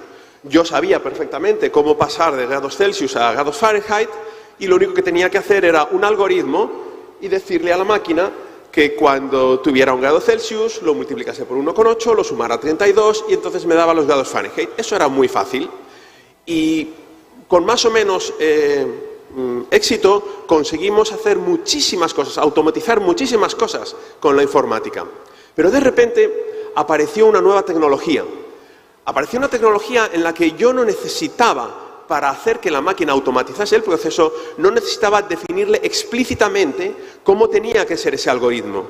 Resultaba que yo le daba muchos datos, mucha información, y él, a través de distintos procesos, en este caso pongo el ejemplo de una red neuronal, era capaz de ajustar los pesos de esos puntos de las redes neuronales y crear un algoritmo él en sí mismo. Eso es lo que llamaban el machine learning, el aprendizaje automático de las máquinas.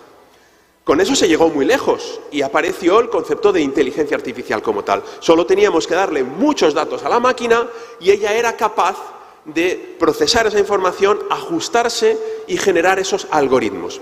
Ahí empezaba a haber temas muy delicados, sobre todo luego para aspectos jurídicos y de regulación, porque ya no estaba tan determinado el proceso, ya no se tenía perfectamente claro qué era lo que iba a salir de resultado, pero la cosa funcionaba.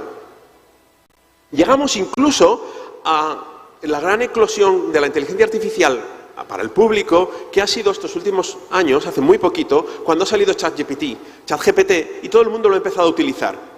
Voy a tratar de explicar cómo funciona ChatGPT rápidamente, porque es mucho más sencillo de lo que parece, por lo menos en teoría. A ChatGPT no se le ha enseñado absolutamente nada, no se le ha dado ningún algoritmo definiendo ninguna cosa. Él se ha autoenseñado. Se le ha dado, eso sí, un volumen ingente de información a través de libros y textos, millones de libros y de textos.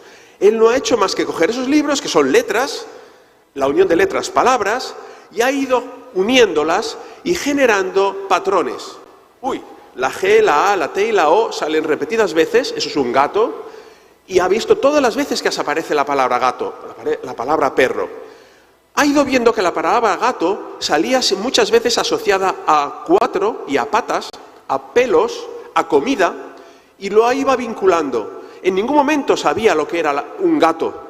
Es un ser humano, a diferencia de esta inteligencia artificial, enseguida vincula el concepto de gato con eso que ve y que toca. ChatGPT no lo ha podido tocar, pero ha asociado esa palabra gato con un montón de otras palabras. Él no sabe lo que es un gato, pero lo tiene así asociado. Y eso lo ha hecho con millones y millones y millones de datos. Tenemos una información relacionada, lo que se podía interpretar como una nube de datos. Es mucho más complejo que una nube. Pero con esa información, con ese brutal volumen de información, ha sido capaz de que cuando yo le pedía información, había unos algoritmos de búsqueda más sencillos de lo que parece. Cuando digo sencillos, que me perdonen los técnicos porque de sencillo no tiene nada, ¿no? Pero en definitiva era algo, por haceros una idea de algo que vosotros veis y tenéis en vuestro teléfono, cuando usáis el WhatsApp, las últimas versiones, si os fijáis, empecéis a poner un texto y él tiene una pequeña predicción. Cuando tú estás chateando con tu mujer, le dices adiós y automáticamente te pone la palabra cariño. Tú muchas veces le has dicho adiós cariño y él ya entiende que es la palabra que vas a decir. ChatGPT funciona así. Cuando genera esos textos, el algoritmo que hay detrás es buscando en toda esa base de datos de información, buscando cuál es la siguiente palabra que tiene más probabilidad de que se genere. Fijaos el éxito, fijaos lo bien que genera el texto. Y así es como funciona. Y me da un resultado que funciona de maravilla. Y eso ¿es parecido a cómo funciona el cerebro humano? Bueno, pues más o menos. Algunas cosas sí y otras cosas no. En general, cuando se estudia el cerebro humano y cómo funciona, que la verdad es que no se sabe muy bien, las formas de inferencia al cerebro humano, eso seguro que lo han estudiado todos ustedes, son la deducción, la inducción y la abducción. La deducción es lo que estudiábamos en lógica, ¿verdad?, del instituto. Hay una regla general, hay un caso y me da un resultado, ¿no? El famoso todos los hombres son mortales, Sócrates es un hombre y por tanto Sócrates es mortal. Esa deducción que siempre me genera un caso verdadero, una verdad. Y en el fondo eso no genera ninguna información nueva, ya estaba en la base de datos. Eso es la deducción. La inducción es una cosa que también utilizamos mucho. Si yo suelto este mando, el mando se cae. Yo suelto este mando, el mando se cae. Yo suelto este mando, el mando se cae. Repetidas veces. Y al final soy capaz de inferir una regla general. Debe haber una cosa que se llama ley de la gravedad que me hace caer ese mando. Eso no siempre puede ser verdad. Puede ocurrir que en algún momento el mando no caiga. Yo no estoy en este entorno, no estoy en este sitio y no funciona. Pero para mi vida real, la inducción funciona de maravilla. Las máquinas también lo saben hacer. Existe una tercera inferencia del cerebro humano que de momento todavía, y fíjense que no me estoy metiendo en temas de sentimientos que hace el cerebro, ni en temas de conciencia, solamente en inferencias lógicas, cómo funciona el cerebro a la hora de generar la actividad y los pensamientos, ¿no? La abducción es una cosa que de momento todavía las máquinas no pueden hacer porque es algo muy extraño. De hecho, se asocia mucho con lo que se ha dado a llamar la intuición. Cuando Henry Becquerel, uno de los premios Nobel de física que descubrió la radioactividad, de repente un buen día una placa fotográfica la tenía metida en un cajón oscuro y tenía al lado una piedra radioactiva, una piedra de uranio, pero él no lo conocía, y la placa fotográfica se veló. Eso le pasó una vez, a la mayoría de los seres humanos hubieran tirado la placa fotográfica, se me ha velado, pero Becquerel pensó, qué raro, ¿qué ha pasado? ¿No será que la piedra emite radiación? Eso a nosotros ahora nos parece normal. Pues claro, hombre, tenía uranio, tenía trazas de radio, por supuesto que emitía radiación. Pero en ese momento él no tenía ninguna capacidad de pensar que de una cosa inerte, una piedra, se generase energía. Con el ChatGPT actual sería absolutamente imposible que la máquina hubiera hecho esa deducción, porque no hay ningún precedente. En sus miles de millones de libros no aparecía nunca eso. Pero Becquerel tuvo esa intuición y dijo, puede ser que eso tenga radiación. Y a Becquerel le dieron el premio Nobel. No fue un caso aislado. Cuando Fleming se le estropeó un cultivo que se le estropeó, dijo, ¿no será que hay un antibiótico ahí? Le dieron un premio Nobel. Cuando Albert Einstein vio un movimiento en la superficie de un líquido y pensó, ¿no será que hay un movimiento atómico que infiere, de los átomos, que infiere el golpeo de las motitas de polen, lo que era el movimiento browniano? Y le dieron el premio Nobel por el movimiento browniano. La conclusión que podemos poner hasta ahora es que a la inteligencia artificial de momento no se les daría un premio Nobel. Pero todo lo demás, los premios Nobel es algo muy escaso, todo lo demás es capaz de generarlo una inteligencia artificial. Y entonces, ¿qué debemos hacer? Bueno, pues no nos va a preocupar. Va a generar cambios muy drásticos, pero ya estamos acostumbrados a ellos. Tradicionalmente el transporte se hacía en carro y de repente aparece el motor de combustión y tenemos que adaptarnos.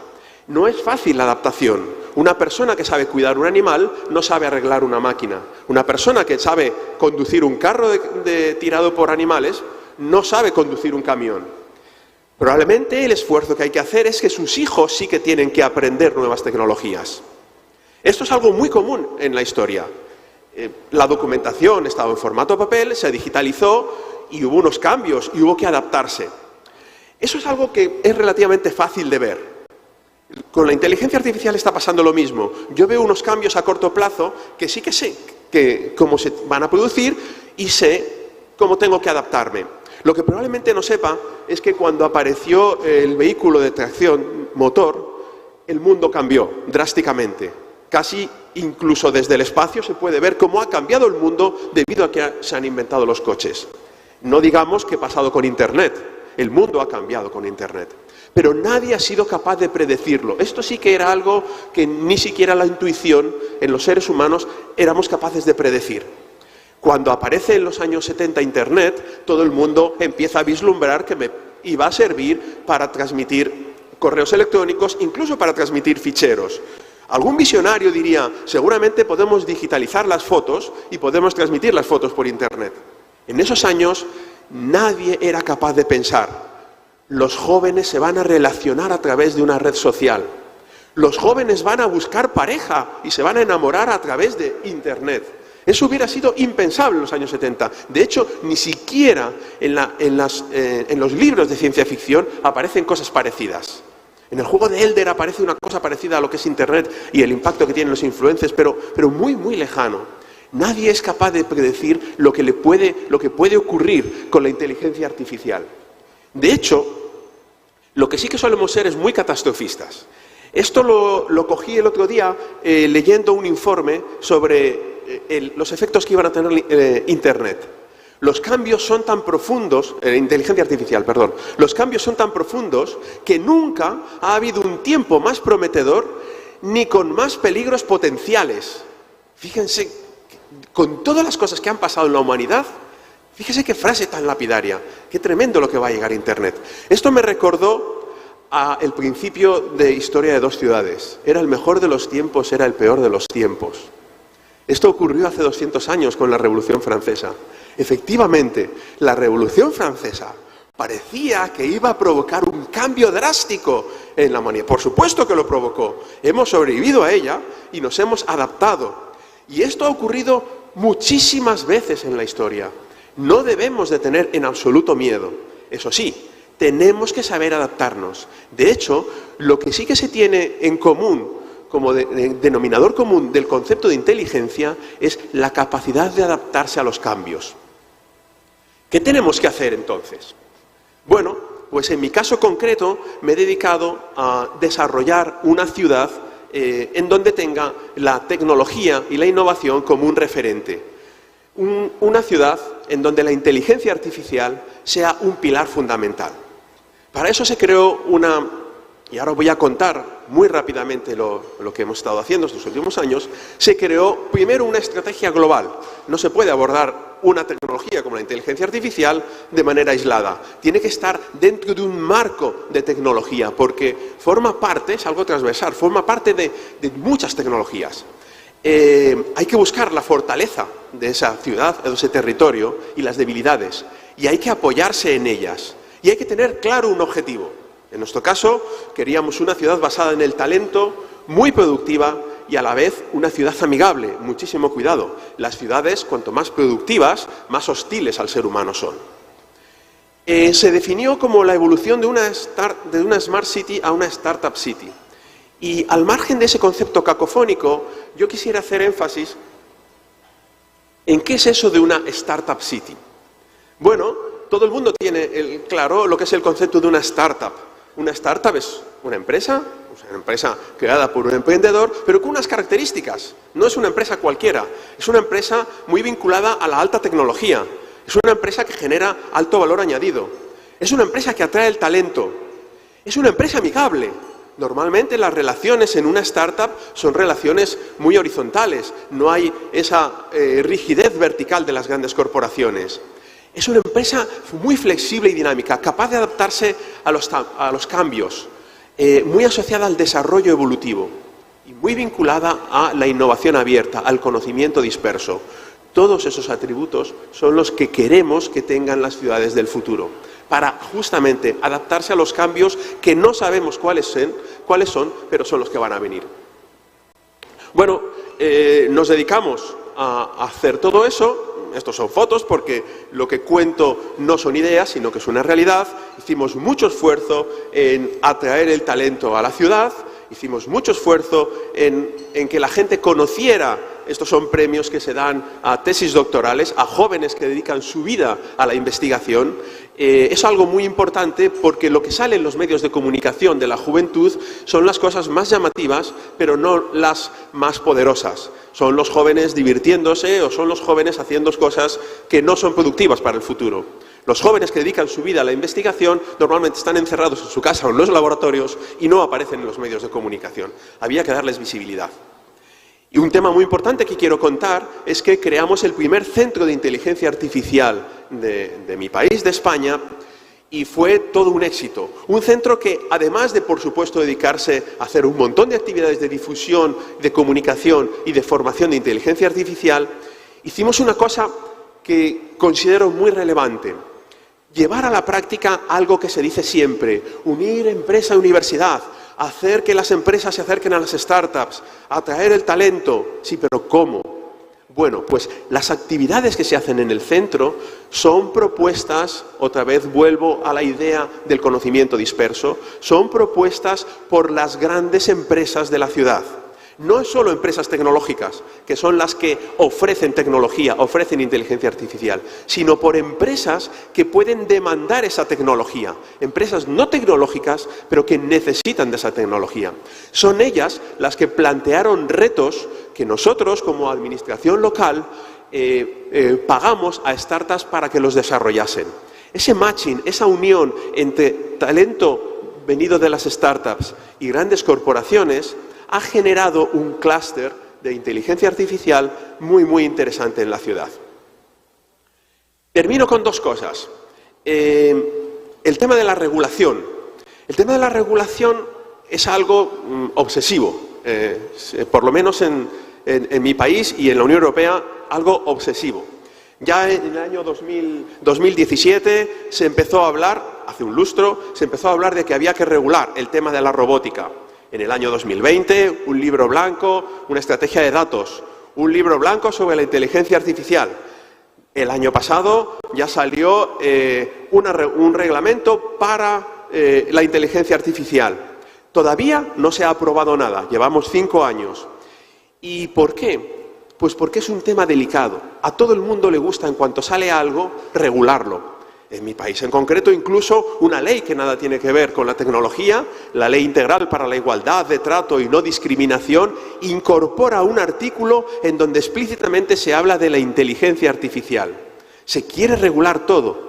Se quiere regular incluso que los algoritmos de la inteligencia artificial alguien los vigile.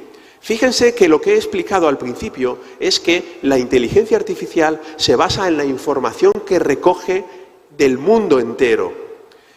Si no nos gusta la respuesta de una inteligencia artificial, no es porque haya un programador que diga que esto se tiene que hacer o así o asá.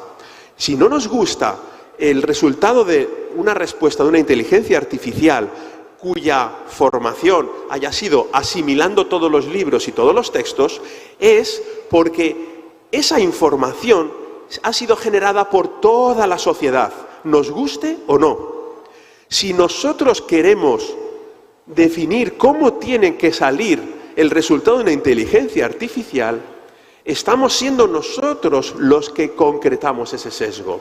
Estamos cambiando el concepto, y volveré a él al final, de que la información está dispersa por el concepto de que hay una persona o una serie de personas que tienen la verdad absoluta.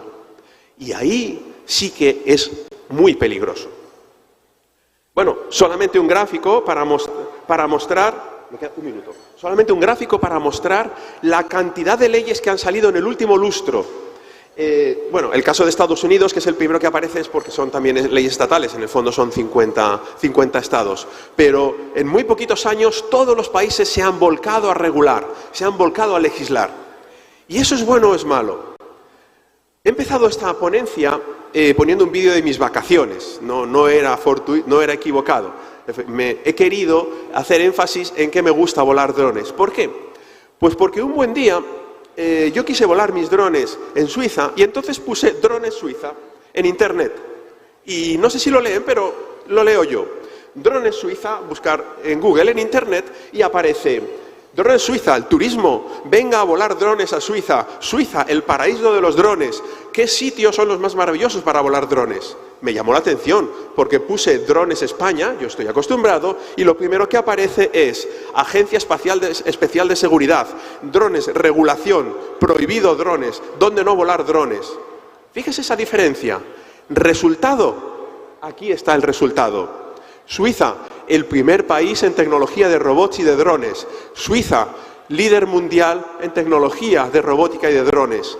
Algo tiene que ver, estar abierto a las nuevas tecnologías o regular y prohibir inmediatamente esas nuevas tecnologías. Yo solo quiero que se reflexione, no digo cómo se tienen que hacer las cosas. Y termino en este foro hablando de riesgos y amenazas. Todo el mundo habla de que el riesgo de la inteligencia artificial puede ser que nos domine y nos controle. A mí me da miedo una cosa, y esto ya lo digo, pero no me he atrevido a ponerlo en las ponencias. Y me da miedo lo siguiente. Cuando en el siglo XVII Isaac Newton marca las leyes de la dinámica, que fue capaz de predecir el movimiento de los astros. Cuando en el siglo XVIII Maxwell nos explica el electromagnetismo, se llega a pensar, y hay muchos autores que pensaban, toda la física del mundo está descubierta, somos capaces de conocer todo en la naturaleza. Esa soberbia de la física, que enseguida con la relatividad y con la física cuántica se desmontó completamente, esa soberbia del ser humano se llevó a las ciencias sociales. Y aparece una cosa que está, por lo menos en mi país, muy ensalzada, que fue la Ilustración. La Ilustración fue realmente un movimiento en el que, bueno, pues Kant decía que era el paso a la madurez del ser humano, pero en la realidad fue el querer llevar ese conocimiento científico a las ciencias sociales. El resultado fue terrorífico. El resultado fue que hubo personas que intuyeron la posibilidad de dominar y controlar una sociedad y conocer la verdad absoluta. Si los astros se pueden manejar con ecuaciones, a una sociedad se la puede hacer más perfecta con ecuaciones, con matemáticas. Todo el mundo conoce el resultado, ¿verdad? Finales del siglo XIX, principios del siglo XX, fue terrorífico.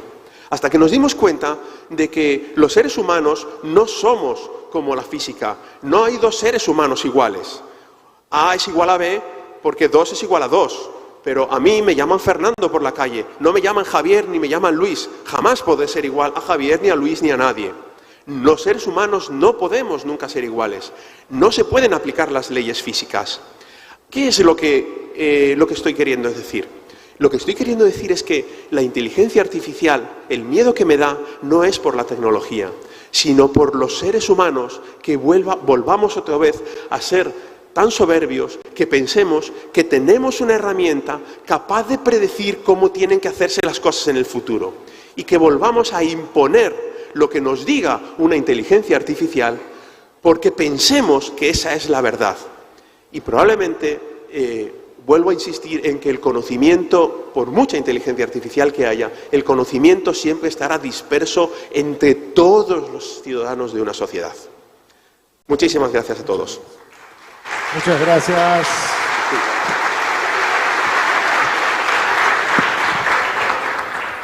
Bueno, muy bien, entonces, realmente impresionante, tal y como habíamos anticipado, sin necesidad de la inteligencia artificial, que tu charla sería efectivamente conmovedora y muy apasionada.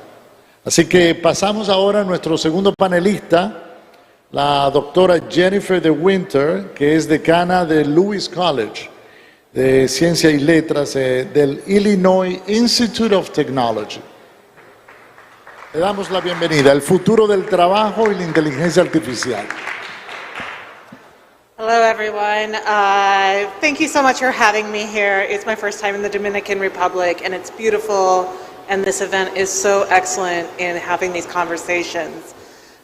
So just quickly about myself, I got my start doing games, AI in games, and then procedural content generation. I also do I also do AR and VR development. And then I also study human-computer interaction with a specific eye toward emotional beings, which has led me to my recent research project of people marrying their virtual avatar Hatsune Miku in real life. So I'm happy to talk about that as well.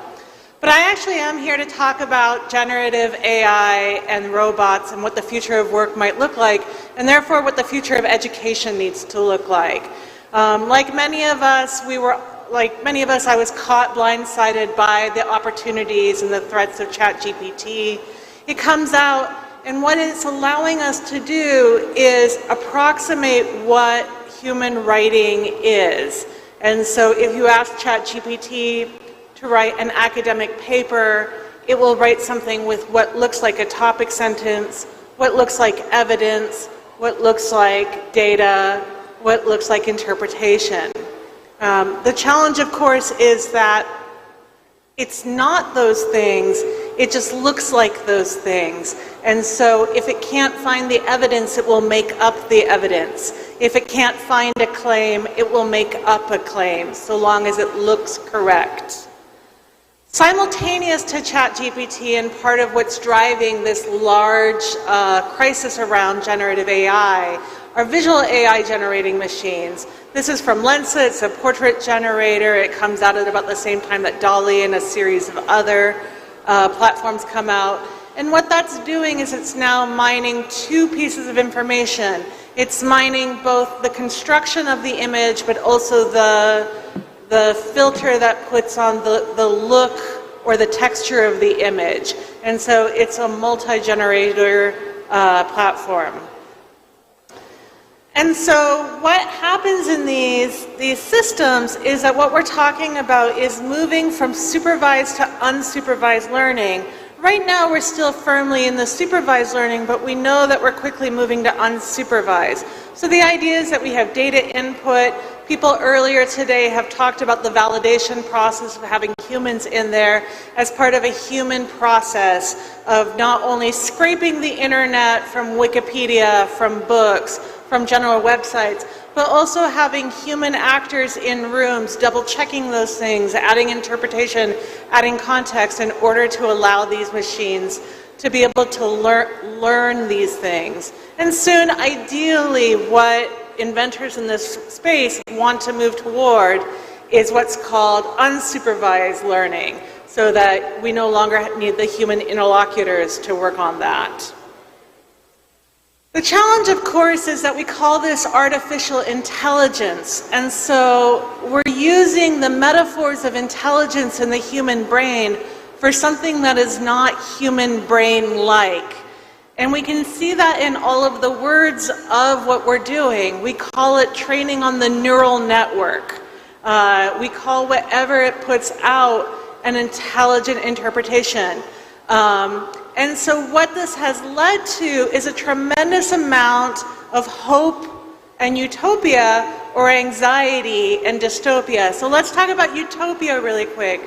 The idea of these generative AI machines is that it will lead to better work, faster work, more innovation, more productivity, more creativity. It will streamline processes. It will allow humans to do things that they're good at. It will allow humans to have the time and space to do the things that they find joy in. The dystopias are that it's stealing material, it's displacing jobs, it's taking away the future from the workers, it's making everything so hyper-skilled that people who are in less developed areas don't have access to even enter this space. It's going to destroy human interaction, and we're going to become more isolated. And so we're seeing at all times that there's this constant tension, and it was interesting that you brought up the quotation from Charles Dickens of the best of times and the worst of times. It is simultaneously these things. But what we need to ask when we think about the future of work and the future of education is, where is the human in all of this dystopia and utopia? And we can find that human. So let's go to first robotics, because we've already had a lot of these conversations in and around the roboticization of workplaces. And what we see early in integrating robotics into work is that we have a human being doing the manual labor. You start moving towards programming. You start moving towards supervised robotics. You start moving towards full autonomy of that robot. And then the human's still there, but it's only there to ensure that the robot doesn't break down, for maintenance, for quality assurance. And so what used to be the work model of a human being with tools building something is actually a much more interesting work model now.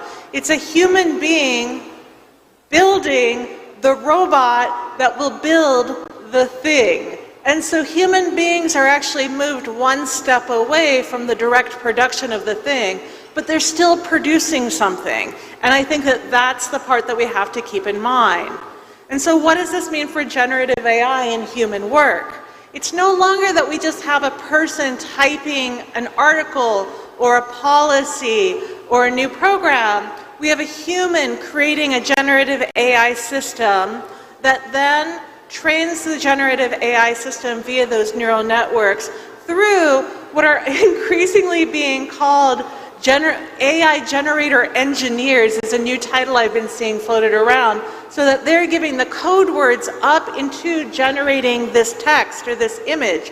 But then in that circle, we now also have that piece of text or that image as part of an inclusive process of now checking with other experts, checking with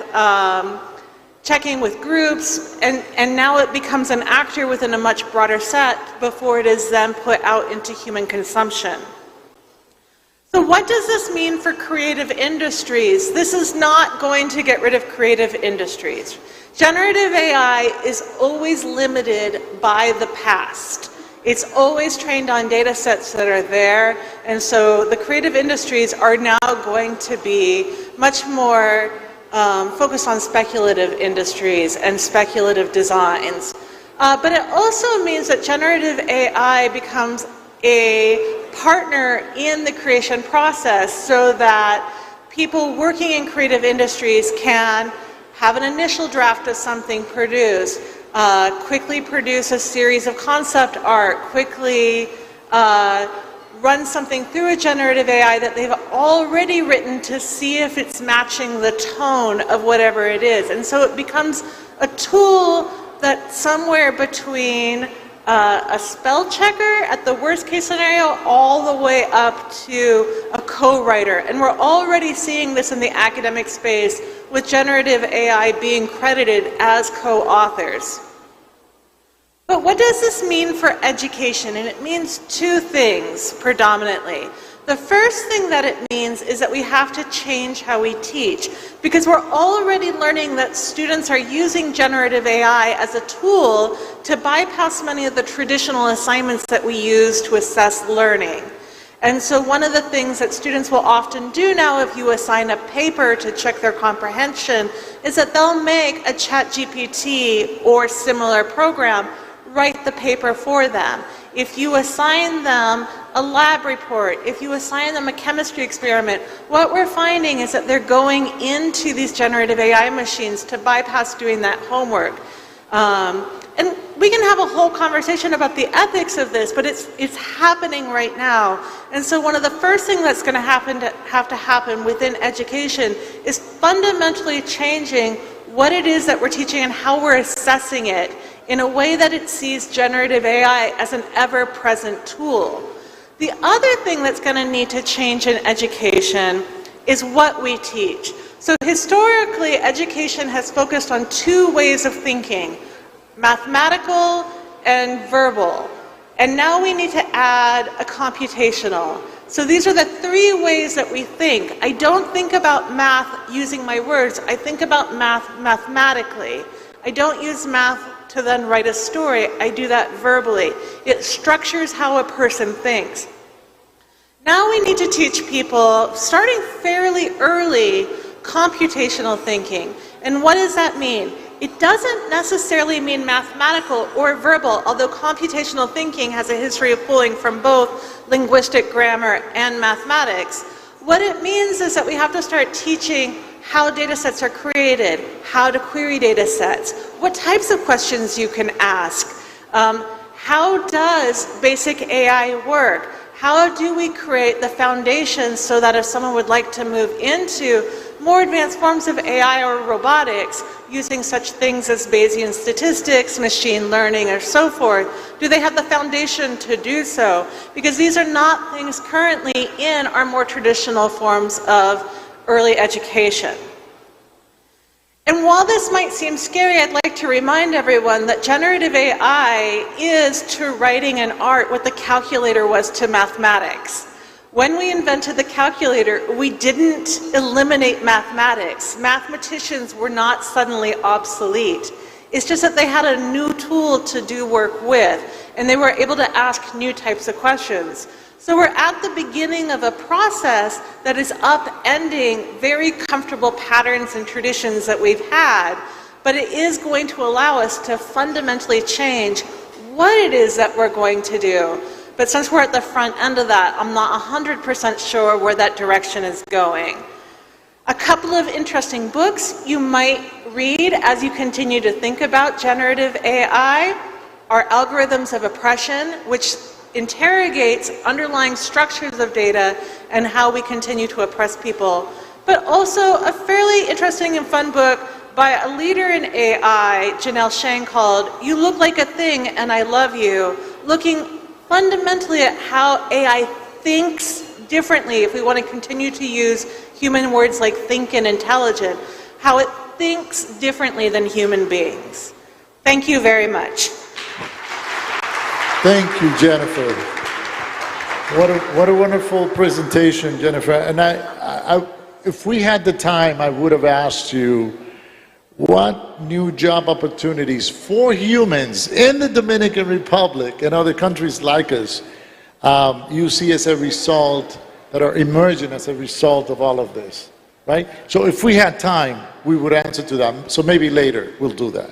Ok, bueno, así continuamos en el programa con el doctor Federico Álvarez Larrondo, que es abogado especialista precisamente en inteligencia artificial de Argentina. Él nos tratará el tema del derecho y los estados ante la inteligencia artificial. Y aquí vamos a ver temas muy, muy interesantes desde el punto de vista de los ciudadanos y de nuestros países. Bueno, muy buenas tardes para todos y todas. La verdad, para mí es un placer venir desde la Argentina a este paraíso que es la República Dominicana. Quiero agradecerle a la Fundación Global, la figura del expresidente Fernández de Herrero, su director. Y en primer lugar quiero felicitarlos por la elección del título de este encuentro. Porque en realidad cuando yo leía si la inteligencia artificial es progreso o es un peligro, recordaba una obra de Katie Crawford cuando en un momento dijo, en realidad en la actualidad es como que en este sentido de polarización en la cual vivimos absolutamente todos, hay dos visiones respecto de la inteligencia artificial y parece que hay que embanderarse en una u otra. Aquellos que son los optimistas tecnológicos y que creen que lo que hace la inteligencia artificial es eliminar las falencias humanas y llevarnos hacia un futuro perfectible, y como bien decía recién la profesora de Winter, la idea de llevarnos hacia un escenario distópico, un escenario en el cual, como hoy se habló, creo que fue la profesora Medina, la idea de la extinción de los propios seres humanos. Ahora, lo que dice Crawford es, nadie se hace una pregunta previa, y la gran pregunta es, ¿inteligencia artificial para qué? E inteligencia artificial, ¿por qué? ¿Qué es lo que buscamos con la inteligencia artificial? Pero lo que nosotros planteamos es que hay una pregunta previa a esta, y es ¿quién debe dar esta respuesta? Esta respuesta la debe dar la industria, lo debe dar el sector privado, o por el contrario, lo debe dar el Estado, lo debe determinar los Estados. Y esa primera pregunta, por definición, históricamente, quien determinaba lo que era válido y aceptable dentro de una sociedad era el Estado a través de la ley, era a través de la regulación. La regulación prohíbe o la regulación permite. Y por lo tanto, la idea de la intervención del Estado marcaba lo que era correcto de lo que no lo era. Ahora, ¿han participado los Estados en este tiempo histórico, en este desarrollo de la inteligencia artificial? Y entonces la pregunta que nos hacemos es ¿qué ha pasado con la regulación a partir de la expansión de la inteligencia artificial? Y para ello vamos a tomar como parámetro, sobre todo los países latinoamericanos, y más aún los de Sudamérica y Centroamérica, que por lo general nos referenciamos en el derecho europeo y fundamentalmente con el efecto Bruselas, esta idea de que las normativas de aquel bloque económico son los que por lo general después reproducimos en nuestros ordenamientos. ¿Qué es lo que ha pasado en los últimos tiempos y qué es lo que ha hecho la Unión Europea en este sentido? Bien, se decía recién respecto a la primera regulación, o más que regulación, propuesta. Y esto habla también de lo que implica ser visionarios, lo que implica conocer las problemáticas y mirar hacia el futuro. En el año 2015 se crea una comisión la cual habría de analizar los riesgos que tenía para la economía, la sociedad y el Estado el desarrollo de la inteligencia artificial. 2015, pensemos, todavía AlphaZero no había ganado al Go, y sin embargo la Unión Europea ya estaba pidiendo que sus expertos comenzaran a analizar cuáles habrían de ser esos efectos. ¿Y qué fue lo que se dijo en ese momento? Se dijo que la inteligencia artificial ya en ese momento comenzaba a presentar características que impactaban en distintos sectores, fundamentalmente, como recién se habló, en el ámbito laboral. Y lo que allí se decía era que el impacto sobre las fuentes de trabajo no era solamente una suerte de reducción o futuro reemplazo, sino que ello habría de tener impacto en la recaudación por parte de los estados a partir del momento de que una máquina ocupaba el espacio de un trabajador que aportaba al erario público. Pero a su vez también planteaba la problemática de cuál era el riesgo de que esos aportes se perdiesen para pensar simplemente en la idea de los sistemas previsionales. ¿Cómo sosteníamos sistemas previsionales si poco a poco los trabajos humanos eran desplazados por las máquinas? Pero también avanzaba en la responsabilidad civil y decía, ¿quién debe responder por el daño que una inteligencia artificial provoque? Claro, en ese tiempo, fundamentalmente lo que se analizaba eran los primeros vehículos automatizados, que parecían que esos vehículos autónomos podían traer un escenario disruptivo, puesto que ya no hay un conductor a quien achacarle la culpa dentro de la lógica de la responsabilidad por culpa, sino que había que pensar en nuevos sistemas que a su vez unificaran los criterios dentro de la Unión. Es así que se permiten plantearse para ese tiempo la posibilidad de que los sistemas dotados de inteligencia artificial pudiesen en un momento no muy lejano, tener autonomía, es decir, estar cerca de la inteligencia artificial general. Pero si esto acontecía, el problema era cómo atribuirle responsabilidad a una estructura que ya no era propiedad de su titular, que ya no era un producto de su dueño. Y en consecuencia se plantea la posibilidad de asignar a estructuras tangibles o no tangibles, como pudo ser Sofía, la posibilidad de que tuviera personalidad. Es decir, que al lado de la persona humana, al lado de la persona jurídica que son las sociedades, podía aparecer un tercer sujeto que era la persona electrónica. Un robot, una inteligencia que pudiese generar derechos y contraer obligaciones y por lo tanto tuviese un patrimonio propio para responder frente a terceros. Esto fue duramente criticado en ese tiempo. ¿Por qué? Porque se pensaba que era imposible que la inteligencia artificial pudiese llegar a espacios en los cuales pudiese tomar determinaciones propias o tener un carácter de general. Sin embargo, hoy, ante la pregunta del expresidente Fernández a Sofía respondió que en un futuro no muy lejano está convencida que va a superar la inteligencia humana. Con lo cual esos debates que parecían de ciencia ficción comienzan a volverse realidad. Por eso en el 2018 lo que se dijo fue, tenemos que empezar a trabajar con ciertos parámetros y en consecuencia un grupo de 52 expertos elaboraron lo que son las normas éticas. Es decir, lo que hizo el sistema es apelar a normas que no son obligatorias, pero que sí son guías a seguir por la industria, por las estructuras estatales y en consecuencia ajustar su accionar a esos parámetros. Pero lo interesante que planteaba la Unión Europea en ese tiempo es que la IA tenía que ser robusta, porque si no la sociedad no la iba a aceptar. Para que cualquiera de nosotros aceptase la inteligencia artificial en nuestras vidas, teníamos que estar seguros de que respetaba principios éticos, pero a su vez también que cumplía con ciertas exigencias.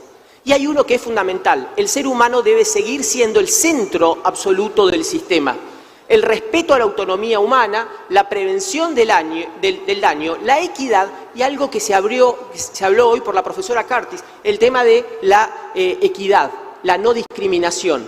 Y fundamentalmente la explicabilidad, uno de los grandes problemas que tenemos en la actualidad con los sistemas de caja negra.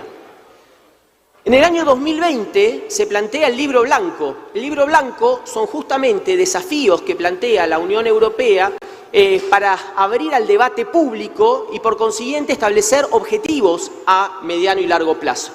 Y allí se dijo que el doble objetivo era aprovechar la capacidad que tiene de datos, de Big Data la Unión Europea, que reconocía que en materia de recolección de datos de usuarios finales los países de Estados Unidos y China habían ganado o tomado distancia, pero que ellos contaban con mucha información por parte de las industrias para poder hacer una IA que fuese eficaz en esos ámbitos. Pero reconocían también que había justamente que abordar los riesgos que esa nueva tecnología traía consigo. Por eso se siguieron haciendo recomendaciones ahora en materia de responsabilidad civil. Y aparece aquí la primera clasificación entre lo que es inteligencia artificial, que los estados empiezan a entender que es de alto riesgo, alto impacto, y la inteligencia artificial que no reviste ese carácter. Esa dualidad que se hace en ese momento en la Unión Europea establece que en ciertas áreas, como puede ser, por ejemplo, la selección de personal, son áreas de cierto riesgo. ¿Por qué? Porque si el sistema, si la inteligencia artificial tiene sesgos y discrimina, es muy probable que ciertos sectores, que por lo general son los que más sufren las desventajas económicas, queden relegados y no puedan acceder a esos puestos de trabajo. O que en el sistema de distribución de subsidios sociales, por ejemplo, como ha sucedido en Europa, pierdan automáticamente esas potencialidades o esos accesos en virtud de una decisión que toma un sistema de inteligencia artificial. Y entonces se dice, si son algunas de las áreas que están en este listado, debemos empezar a exigirles mayores garantías y recaudos. Pero claro, esto era la Unión Europea, es un bloque. Cuando llega la pandemia, y todos nosotros forzosamente tuvimos que subirnos al mundo digital y los datos se multiplicaron de manera casi cuántica, automáticamente Naciones Unidas, a través de la UNESCO, entendió que era necesario trabajar sobre esas normas éticas para enviar un claro mensaje al mundo de la producción, de la generación, del desarrollo de la inteligencia artificial, a los fines de asegurar que la misma no resultase perjudicial o dañina para los seres humanos. Lo interesante es que 193 países suscribieron este acuerdo y hoy empieza a implementarse. Ahora, ¿qué es lo interesante de esto? Que hasta aquí lo que venimos viendo es lo que se llama el soft law, es decir, guías, pautas, recomendaciones, pero no hay, como conocimos siempre nosotros, normas obligatorias, como sí lo hay, por ejemplo, en protección de datos personales, donde hay obligaciones para las empresas y hay sanciones si no lo cumplen. Por eso el quiebre está dado en el año 2021, por lo que puede llegar a ser, a finales de este año, la primera normativa regulatoria obligatoria respecto de la inteligencia artificial. ¿Y qué es lo interesante de esto? Que por primera vez los estados dicen, hay inteligencia artificial que habrá de prohibirse. Hay inteligencia artificial que no puede llevarse adelante. Por ejemplo, reconocimiento facial en tiempo real para el Estado, ¿sí? Salvo con contadas excepciones. Por ejemplo, hay que hacer la búsqueda de un niño en tiempo real. Por ejemplo, hay un ataque terrorista, lo hacemos en tiempo real. Pero en ese caso tiene que haber un control por parte de un juez o un control por parte de un administrador. Es decir, el Estado debe, en esos casos, comenzar a regular. Se prohíbe también la calificación algorítmica de cada uno de los ciudadanos.